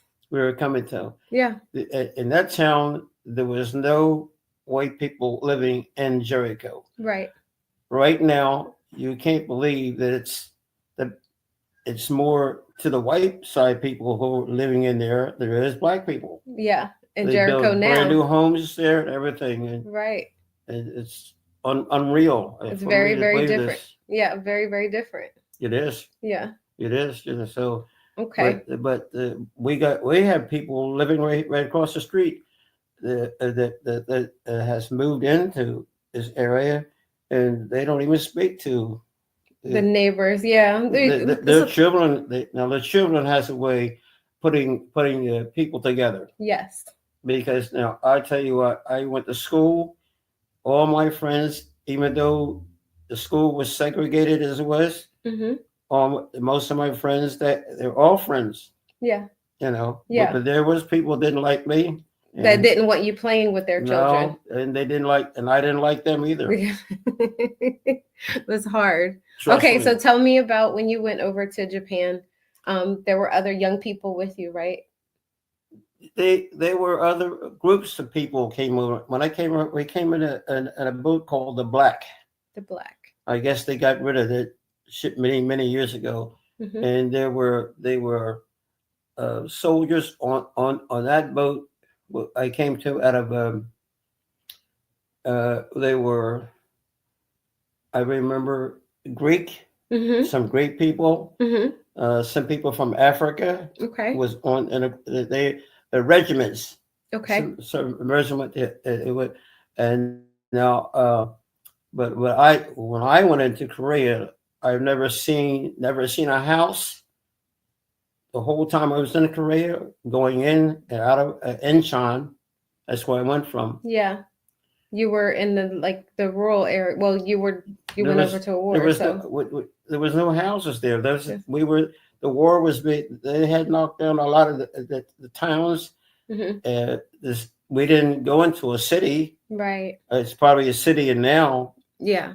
But at that time, there was no buildings at all. Everything was tents. Yeah. So I spent a year in sleeping bags and tents. Yeah. And we built a place for men to when I went into Korea. Mm-hmm. There was areas we had called the I'm trying to think of how we went into that.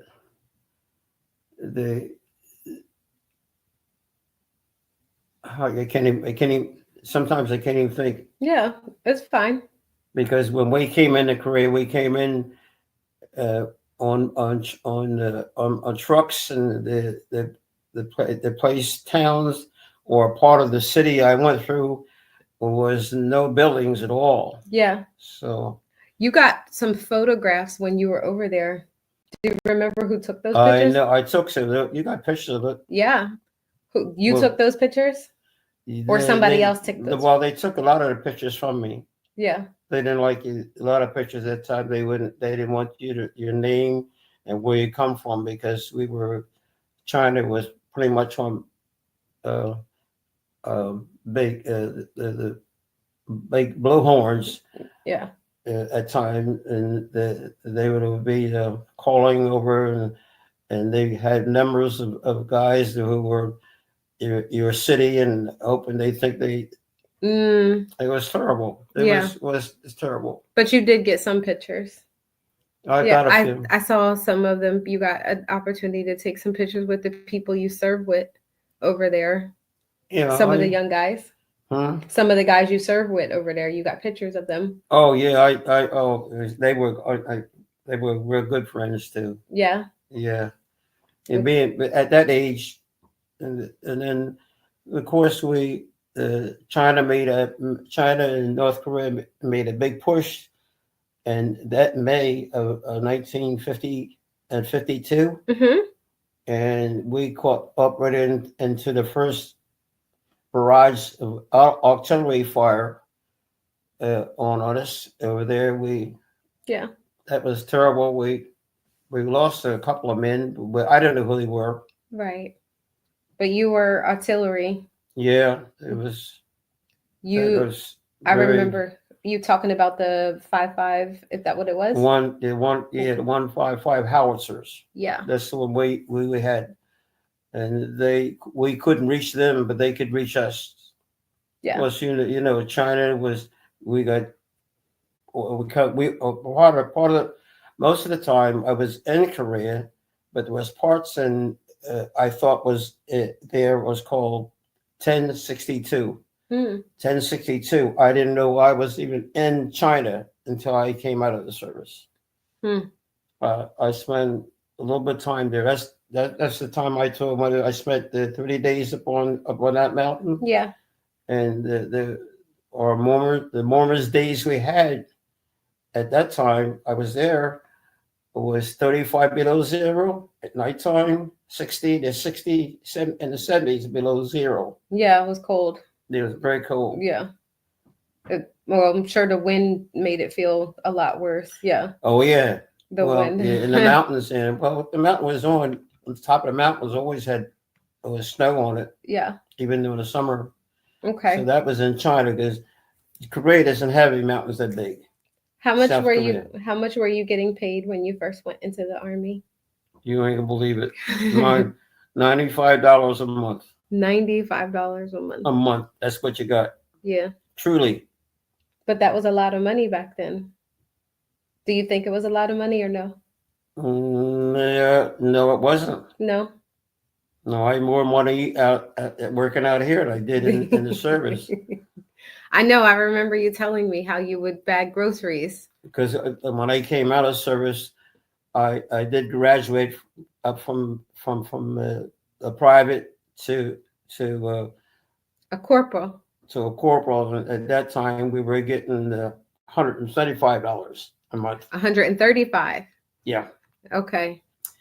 They offered me to go back in the service, to keep it in the service at that time, to re-enlist, and it was big money. They was good, but I had to go for 6 years, and they would give you $1,800. Oh wow, that sounded like a lot of money. I bet it did sound like a lot of money back then. No, I didn't. Well, soldiers are getting $25,000 now. I know. I was too much, young man. Yeah. With many things, but I was going to stay in the service, but I guess God was part of my life. And thou shalt not kill, and I don't want to live into be part of anything where we were killing other people, especially now. As I said, we killed a lot of people over there. Well, yeah. I was part of that, and I can't say I've never killed anyone. Well, yes, we did. Yeah. So you came back and you decided to get out. Stay out. Stay out, right? No. Okay. No more. You decided that you were going to stay out, and then you decided what were you going to do? Is that when you got a trade to become a mason, a bricklayer? I became. Well, I was into that before I went into the service as a young man, and I stayed in it until I had a stroke, and I had no thing but to retire. Yeah. I had machine me. I used to have 6 men working for me. Yeah. But once I had the stroke, you're the first first entrepreneur that I've ever known. Well, they call it entrepreneurship now, but you were your own boss. I was at that time. I had good men working for me. Yeah. And we made decent money. I think so. You kept the roof over our head. Yeah, well, we had bad times. We had bad times working for yourself, especially as a black man. Yeah. But I got but most of the people I worked for were Jewish. Yeah. Oh yes, and So- they were top friends, and I made lots of money with them. Okay. I did. So let me ask you a question. When you got out of the service in 1954, right? Yeah. Did they tell you anything about like VA benefits like you have right now? No. No. You No. didn't know anything about being Did able to nothing get about it. No. When did you first learn about the VA and being able to go get help?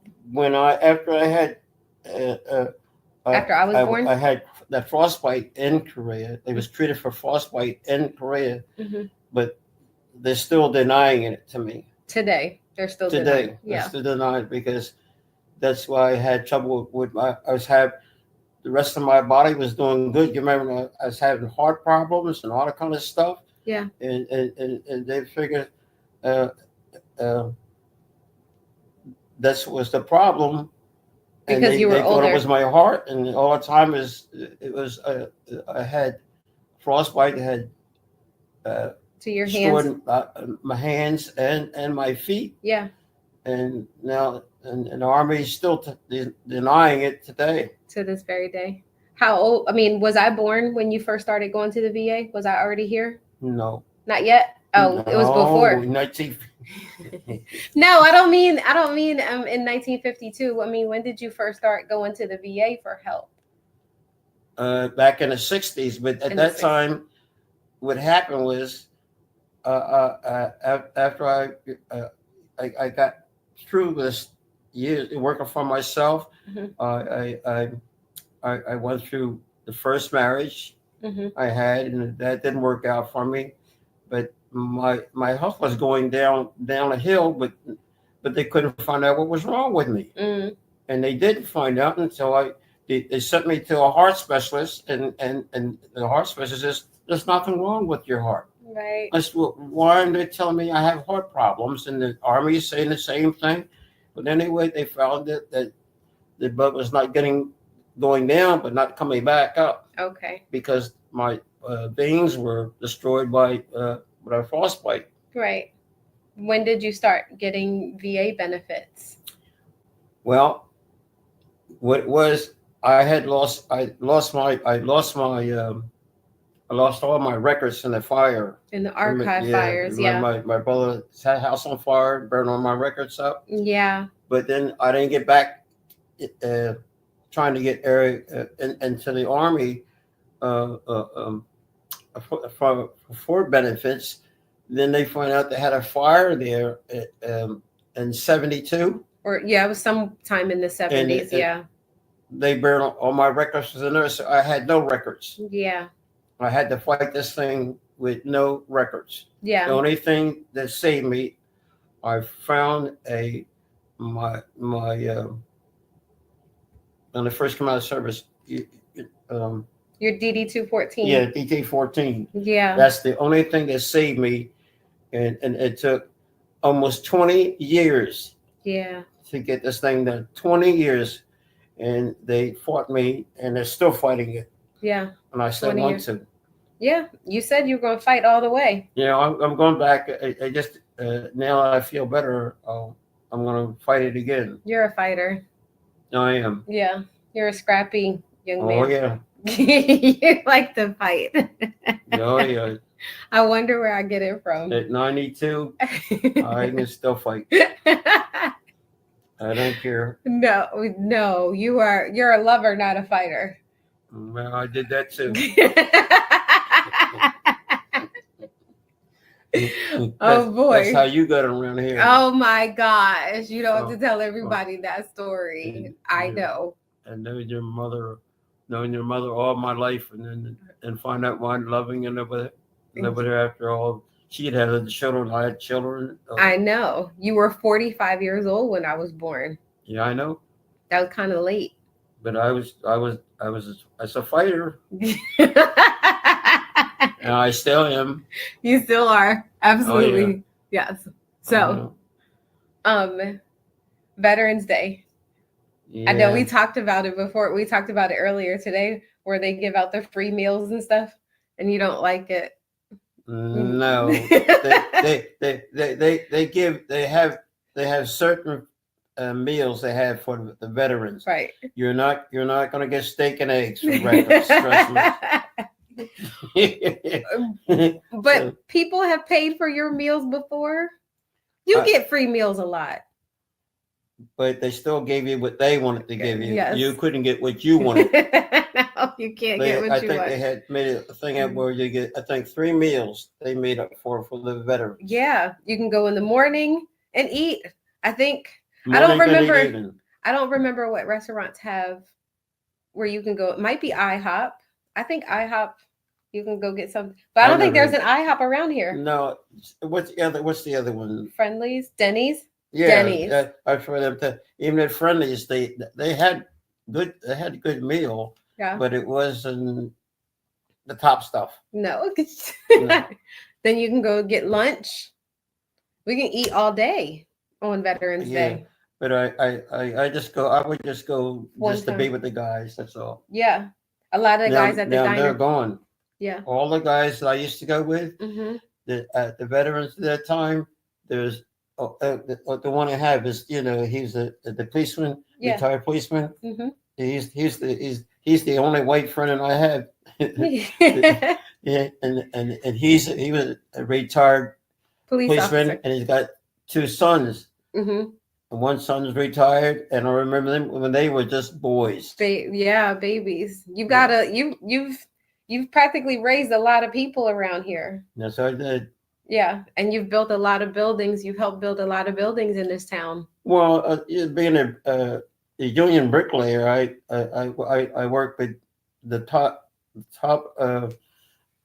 companies around New Jersey and Philadelphia, New Mhm. York. Yeah, And I remember. I helped build half them buildings they had in Philadelphia for the college.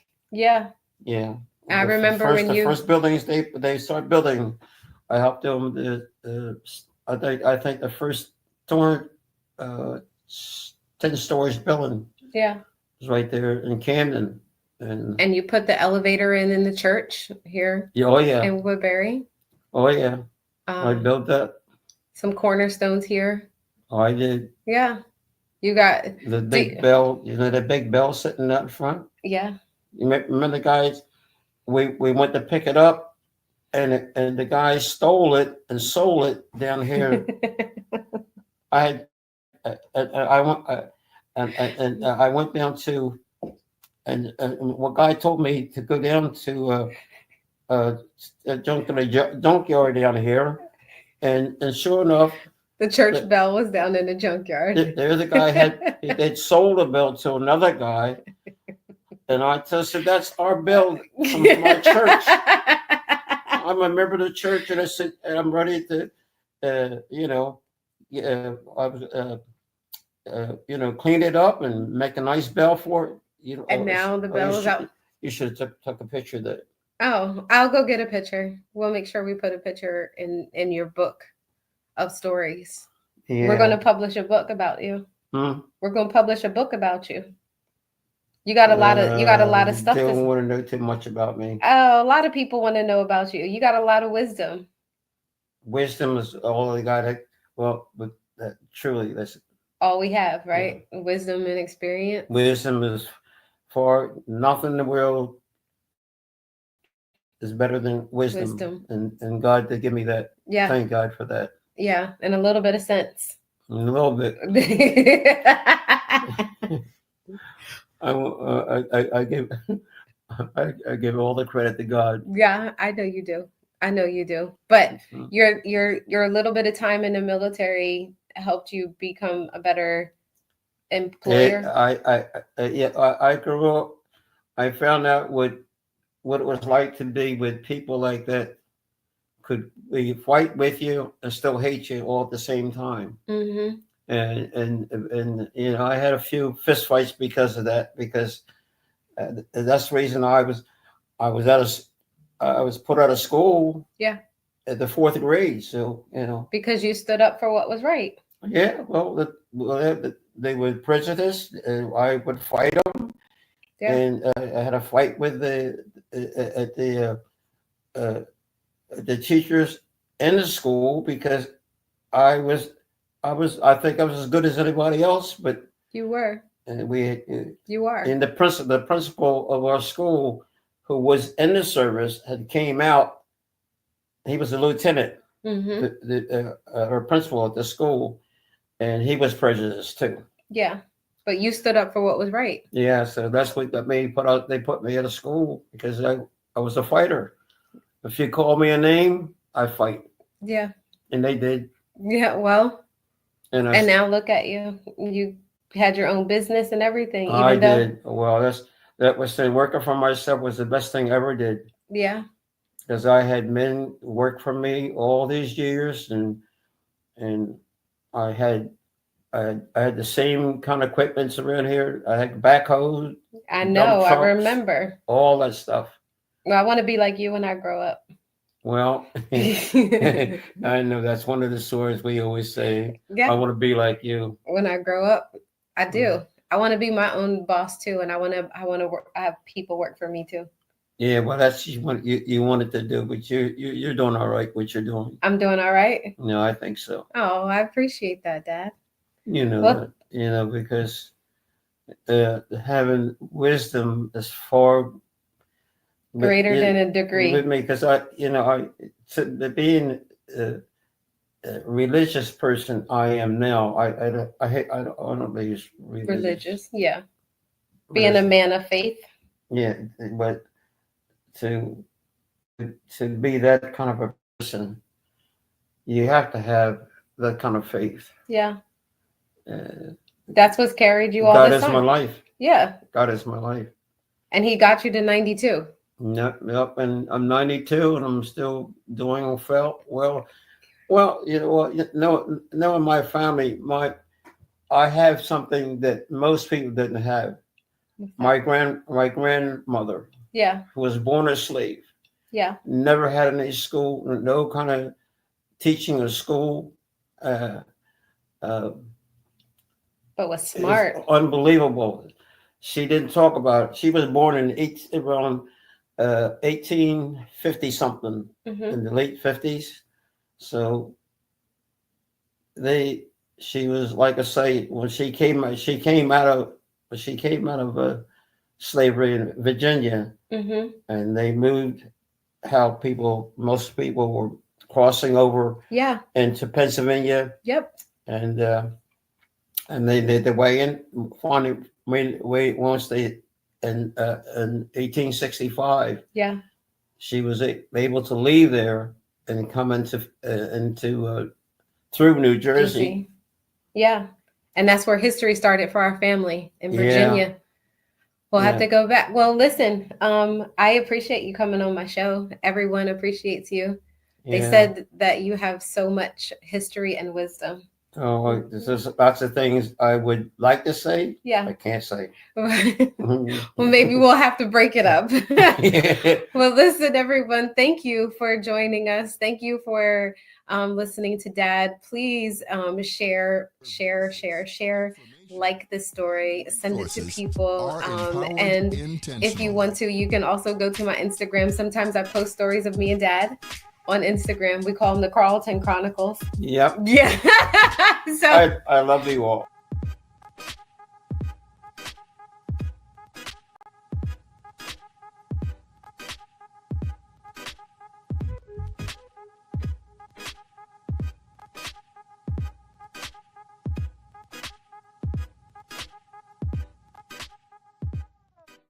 Welcome to AHG Connects, where voices, information, and resources are empowered intentionally.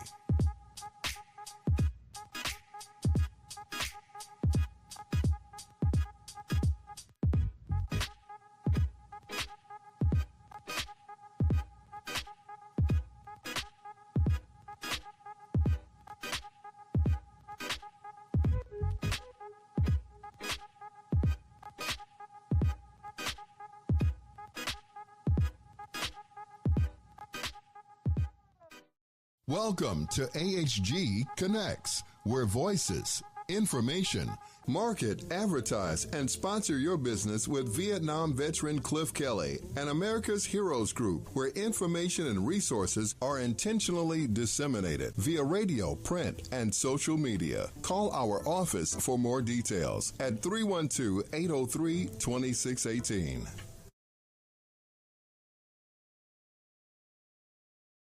Ken Jennings. All of us here at Jeopardy want to thank you for your service to our nation. We truly honor and appreciate you, and what's more, we're looking for contestants like you to play on our show. So head to Jeopardy.com now and take the Anytime test, and we're looking forward to seeing you soon right here on the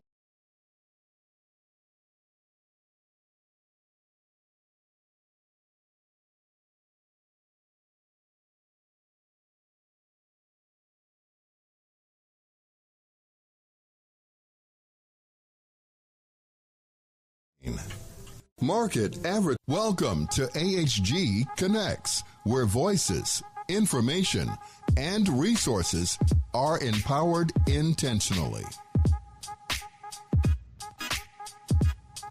Market, advertise, and sponsor your business with Vietnam veteran Cliff Kelly and America's Heroes Group, where information and resources are intentionally disseminated via radio, print, and social media. Call our office for more details at 312-803-2618.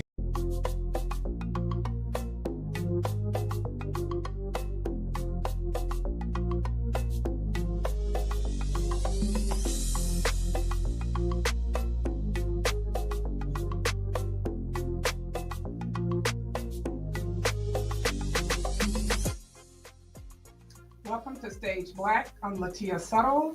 Our guests today are Marnisha Mitlow and Miss Lyric Armstrong. Today's show is dedicated to military veterans and families. Keep going.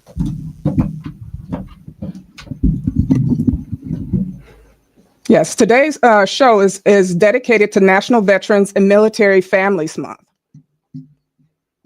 Hello, I'm Dee Wright, United States Navy vet and the co-host of Stage Black. Our first guest is Marnisha Mitlow. She is a native of Dayton, Ohio, mother of 2 sons, and grandma to 1 daughter. She served 4 years in the United States Marine Corps. Marnisha was stationed at Cherry Point, North Carolina, 2nd Marine Corps Aircraft Wing, Aviation Logistics Department, where her major responsibilities were knowing the location and status of all Marine Corps aircraft on the East Coast and maintaining the Technical Publication Library. After being honorably discharged from the Marine Corps, Marnisha graduated from Bryant and Stratton College with a bachelor's in business administration, with a minor in information technology, and a master's of business administration from the University of Arkansas, Grantham.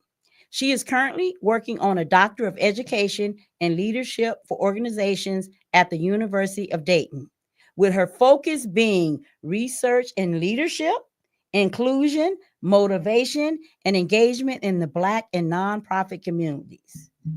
Marnisha went from serving in the Marine Corps to serving her community. She is a lifetime member of the National Council of Negro Women, Iota Phi Lambda Sorority Incorporated, Delta Sigma Theta Sorority Incorporated, the NAACP, the Los Angeles Urban League Young Professionals, Women's Marines Association, and the National Association of Black Military Women, and the American Legion. From 2006 to 2016, she was an educator and a step team coach in several cities in the Hampton Roads area, facilitating learning in multiple subjects, mostly math, special education, Microsoft Excel, and the learners range from pre-K all the way through to young adults. She actively participates in making the community around her better, whether it is as an educator, a coach, or volunteering with the local or national nonprofit. Her goal is to give life. In 2016, she donated a kidney. Currently, she's a resident of Los Angeles County, California, where she is not only teaches Microsoft Excel at the community adult school and tutor on the weekends, she continues to volunteer for nonprofits that advocates for veterans, women, and Black people. Let's welcome Marine Corps veteran Marnisha Mitlow to Stage Black. Yeah. Girl, I got tired just reading that. Where do you get the energy? I don't know. You read it. I said, I need to sit down somewhere. Yeah, exactly. But that's okay. There's more work to be done. As we celebrate National Veteran and Military Families Month, can you tell us a little bit about what influenced you to join the military? How did you select your job in the military? And what would you say to young ladies thinking about joining the military, specifically the Marine Corps? Okay, that's that's three packed. So big questions. Give it to us, girl. So I'm gonna break it down. So when I graduated high school, I had a full scholarship to a local state university. Nice. Right. I wouldn't even ask them. I was smart, but I didn't apply myself. That's what my mama said. I didn't apply myself. So I had the scholarship and I went to the school and I went to class, but I didn't apply myself again. I still wasn't applying myself. So my grades did not reflect my actual ability. Therefore, I lost the scholarship. They said, we can't pay for you to go to school and you ain't going to school. You're not showing up. So what I decided to do was, because I had been told all my life, you have to go to college, you have to get a degree so that you can make good money and provide for your family. So I said, well, how am I going to get this money to go to school? So I thought back about 12 months to when I had every recruiter from every department of the military was calling me and telling me, we can pay for your schooling. So I said, well, that's what I'm going to do. I'm going to go over there and they're going to pay for my schooling. I chose the Marine Corps because my dad was a Marine. All of his brothers were Marines. And my dad toted very highly of how great the Marine Corps was. That was the president's band. Anytime you see the president or government officials getting off of the planes, who was there? The Marine Corps was there. So I was like, well, if I'm going to do it, I'm going to go for the best. So I joined the Marine Corps. That's how I chose the Marine Corps and how my route got started. I chose my job. I didn't even really choose that job. At that time, I wanted to be a sports agent. So I said, I want to go in the legal realm. So at the top was legal administration, but underneath it were all these other jobs that they could give you because it is based on the needs of the Marine Corps. They don't care what you want. Right? What you want is secondary. Right. It's probably ain't even secondary. It's probably like 3, 4, 5 down the line. Mm-hmm. So they said, okay, you wanted legal. We don't need any more legal administrations. We don't need any more legal administrators. We need aircraft maintenance administration specialists. So I got that job. Right. So for any young ladies out there that are interested in going into the Marine Corps, I would want to tell you that it is a job. Okay. You sign a contract for 4 years that you are going to, if you do active duty, you're going to sign a contract for 4 years that says I'm going to show up every day for work and I'm going to do my job and whatever else you tell me to do. It could mean you go overseas and you have to fight in a war that you feel that you don't agree with, but that's the contract that you signed. However, on the back end, there are some awesome benefits that come with this job, right? Most benefits end when you leave the job, and these benefits do not. So that's what I tell most people. I also tell them that the respect, because when I was teaching, I had a Army recruiter come into my classroom. And as a Marine, I was just like, why are you here? They don't need to join the Army. If they're going to join, I'm going to send all my students to the Marine Corps. And he was talking, and I said, well, I asked him some questions because my students, of course, had no questions. And at the end, one of my students was kind of interested in the Army. And I was like, And so when the Army recruiter says, well, we can give you a $50,000 bonus, of course, whose eyes wouldn't light up at $50,000? And I said, that sounds cool. I said, that sounds really great, right? $50,000. I said, you're going to go buy a car and that money is going to be gone. I said, but let me tell you something. The respect you earn as a Marine will last you forever. So that's what I would say. I mean, I love my other branches up here. Look, Latia rolling her eyes. Listen, quiet, I'm letting you have your moment. Listen, Latia rolling her eyes. But there is something different that happens when someone asks me what branch did I serve in, and I say Marine Corps. The eyes and the shock and awe that comes with it is something that, unfortunately, I have not seen when people say, Latia says Army veteran, or Daphne says Navy veteran. They say, oh, okay. And when I say Marine Corps veteran, they say, oh. They say that too, with Army, especially that I'm retired, and they're like, "You're retired?" Okay, yeah, retired. And when they ask you what you do, and I say I was a cryptologist, they say, "Oh, so it ranges. There's different levels." But I notice you have quite a resume as an advocate for veterans, and I love the slogan "From serving the Marines to serving my country." What motivated you to begin your work as an advocate, not only for your community, but for veterans? And how has education played a part in how you approach your advocacy work? Because I know you said it started out rough with the college thing, but now you are a big advocate for education. I will say that it started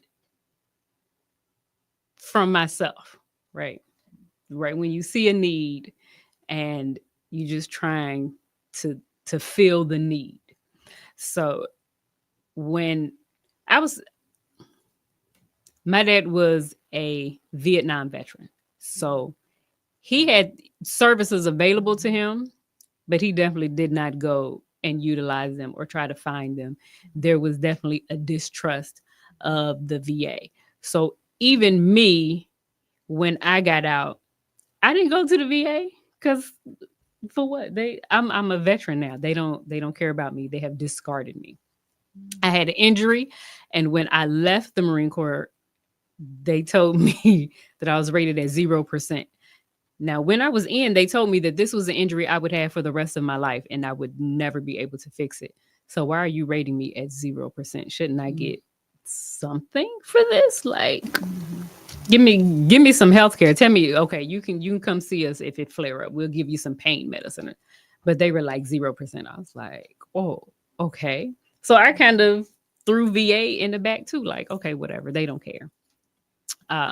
Something happened. I'm not really exactly sure. I think I was struggling with housing, and I didn't have a job that had healthcare. But I knew that I needed to go to the doctor because my allergies were going crazy. It was just, I'm a lady. I need lady parts checked. And so I was like, okay, I'm going to go to the VA because they should be able to do this for free. So I went to the VA in Hampton, Virginia. And I was going there maybe about a year before I moved out here to California with no housing at all. And they put me in, it was Naomi's house, which was sponsored by Salvation Army. And I think that's when I got my first little piece of the service connection check. And I was like, oh, snap. Send me some money. This come every month. I think it was like $100, but I was like, hey, it's on now. And that was from, that wasn't even from my shoulder injury, which is I feel like that's the main injury I have. It wasn't even from that. But because I got a prescription from something else that I had put on my little paper, these are the issues that is y'all fault, I got a check. I was like, oh, it's over now because I'm putting everything on this paper. And I sat with somebody else who had learned the system and knew the ropes. And I was like, do what now? And how do I need to word this? And they told me about how when you get denied or approved on that military for your service connection, it tells you exactly what you need or what needs to happen to you or what needs to change for you to get an increase. I was like, oh, wait a minute, you gonna tell me what I need to go into this doctor and say? Thank you so much. So as soon as something happened, I'm in the doctor like, yes, this is what is happening. This is how many times I go to the bathroom. This is how many times my shoulder hurts. So that was sort of that was the start. I can do this for everybody. I just need to tell everybody what I did so we can all get that 100%. We all need to get you know, exactly. Because people are like my dad, right? He did not really, he didn't even do it. My mama was like, sign right here on this paper and we're going to get you this, right? And so for him, I was like, listen, I want to help you because I feel like you need this, right? You're going through certain things right now, and it's the fault. Earned the right. You've benefits. earned Right. this from, this has happened because of your time when you were in Vietnam and when you were in the military. So you deserve this. You need this. So I said, if anything else, the VA needs to pay your mortgage. So we did the process. And so he's not at 100%, but I asked him, I said, do the VA pay your mortgage? And he was like, yeah. I said, all right, I'm gonna leave you alone then. Well, like I said, just reading what you've done so far, I'm really, really looking forward to what you're going to be doing in the future. And at this point, we're gonna turn it over to Latia. Yeah, I was telling Daphne that you were the one that informed me about the issue with housing over on Western.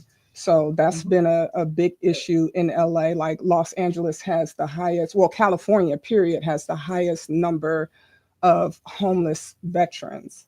So, you know, I know you advocate for that as well, for that, you know.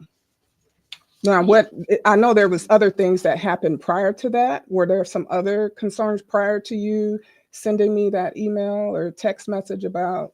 Not specifically with that location, but I know that there's other areas throughout LA County where a lot of organizations are claiming to be here for veterans and to help veterans with their housing. But when you actually go into those communities, it's the living arrangements are subpar, right? The conditions of these housing is like this is where you put us. Like I have had people tell me that they feel veterans should just like, they actually thought we come home, we get, you know, you come home from war or you get out of the military and they give you a house. I said, I wish it was that easy, right?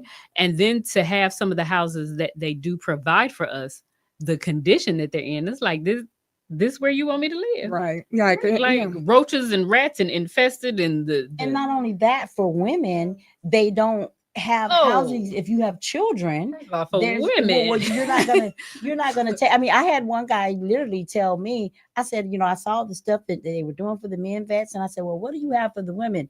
And this is a true story. He literally opened up the closet. He said, we have stuff for women. And so I'm looking in the closet. I was, you know, saying, where?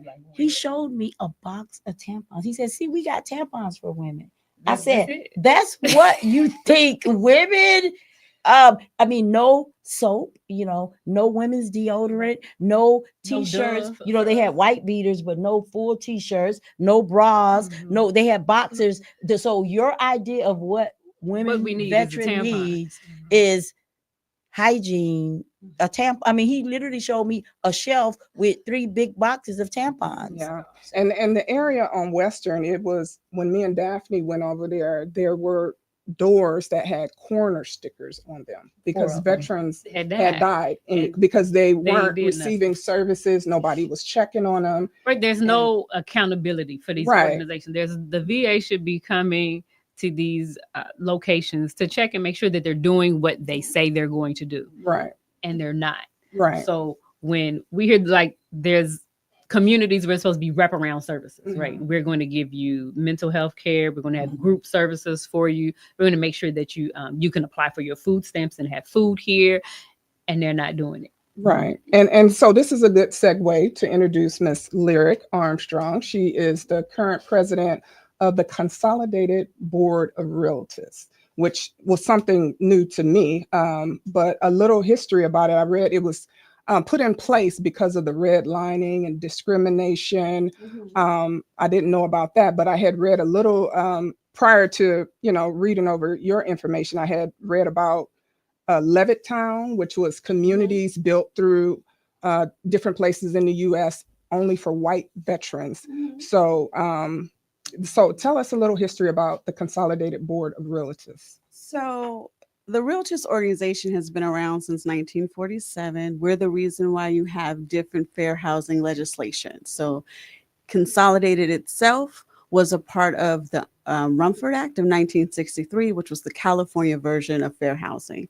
We took that and became a part of the civil rights movement and worked with Dr. Martin Luther King in order so that we could put that on the books. And unfortunately, he had to be assassinated in order for us to get the 1968 passed, but we did finally get fair housing passed in 1968. Consolidated is a group of individuals who volunteer their time. This is their time, their talent, their treasures, because they love the community.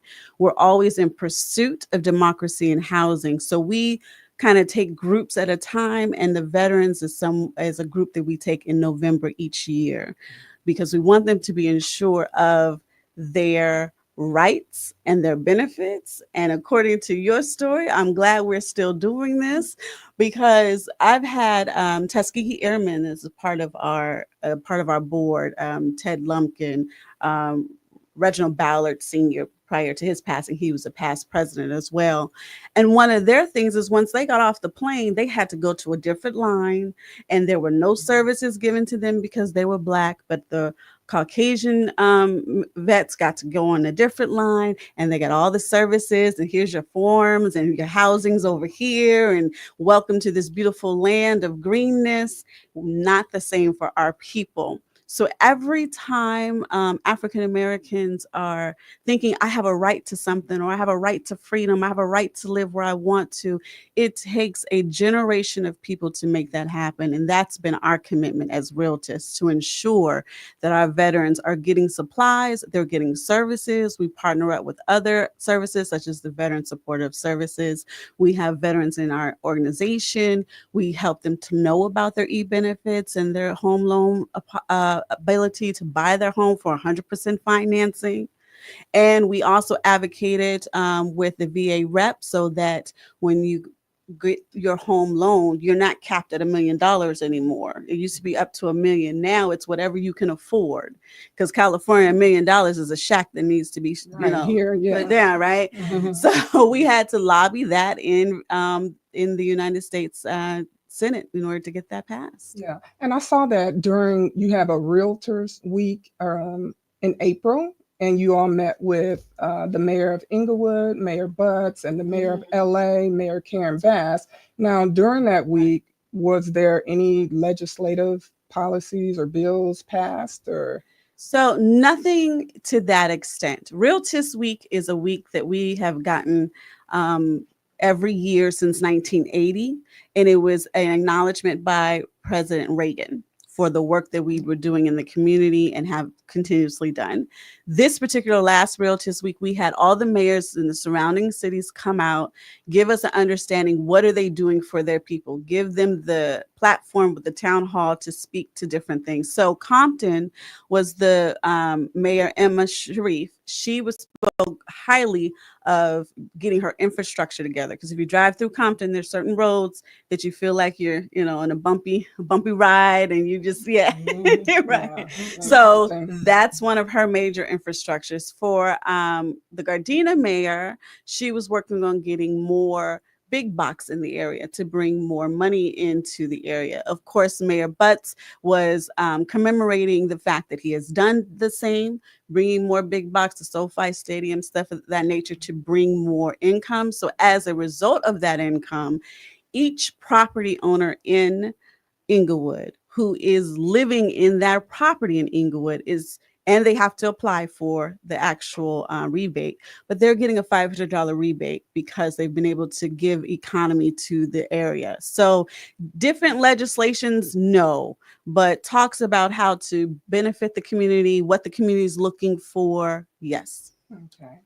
And so you have an event coming up here soon, November 16th. It's the Veterans Summit and Housing, and Mayor Karen Bass, she will be there speaking as well. Correct. So as we are well informed, Mayor Karen Bass is very concerned about housing in general. And of course, she has different pillars to that concern. But we pulled on her and we said, our veterans need to be spoken to. They need to understand what is available to them, what services can they look forward for the mayor. And so she will be speaking. We also have Jeffrey Prang, who is our assessor, will be coming out, and he will be speaking about if you have a disability, then you're supposed to have a tax benefit. on your housing. So how to apply for that to ensure that you're not overpaying in different ways. We have another partner coming to speak to grants up to $5,300 to help you paint the outside of your house if need be, or just to spruce it up a little bit so that you don't feel like you're the ugly duckling on the block. Because to my heart and to my concern as the president, I want to ensure that my people are well served and have dignity wherever they're living. And I appreciate the fact that we are able to put this summit on. It's called a Veterans Appreciation Summit. We have good surprises for the veterans as well. We plan on giving them a great gift and thanking them and saluting them for their service. My husband is a vet. His father was a vet prior to his passing.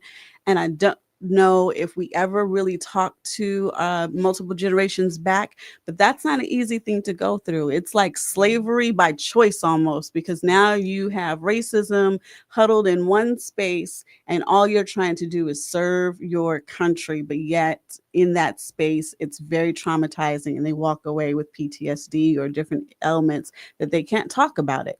Like a moral injury, because we just it's just recently being acknowledged about a moral, like you talk about being in that small space. It is almost like Marnisha mentioned, you do what they tell you to do, and if you don't, there's consequences that can be mentally as well as physical consequences. And if I may, the consequences, because we like to say, oh, if you did a crime, you should be punished. No, I'm talking about they set you up for a consequence. They're putting things in, they're messing up your space and acting as if you did something wrong that you did not do. It's complete harassment. It's a different level. And the denial of housing and basic concepts across the board is actually a trauma in itself. Right. So let me, because I feel like I need to chat with you. We will. Yes. So setting people up. I was what do they call it? A junior enlisted, but I was a female. So they have barracks for us to live in. But as a female, I can't share a bathroom with a male. So I'm taking up basically 4 beds. And then they say, we need more room because we have all these new young men Marines coming in. I said, listen, y'all can have my room. That's 4 beds for these young Marines. And I want to give them the space. They wouldn't let me go live out in town, even though I was already doing it, because they didn't want my mama to call if I got kicked out and we didn't have no space. I said, but I'm already out in town. Right. And then I have, I live in a veteran community, but we didn't get the VA loan. Now, why that don't make sense? Right. I understand, but we got to in today's show. I'm glad both of you are able to come here. We have more stuff to talk about. The show needs to be longer, but we thank you. We thank you for your support as a veteran spouse, and we thank you for serving in the Marines. And like we said, this is National Veterans and Military Families Month. For more information, you can go to our website, stageblack.org. Thank you. See you live next month, Wednesday, December the 11th. Stage Black, always been there. All right. Thank you.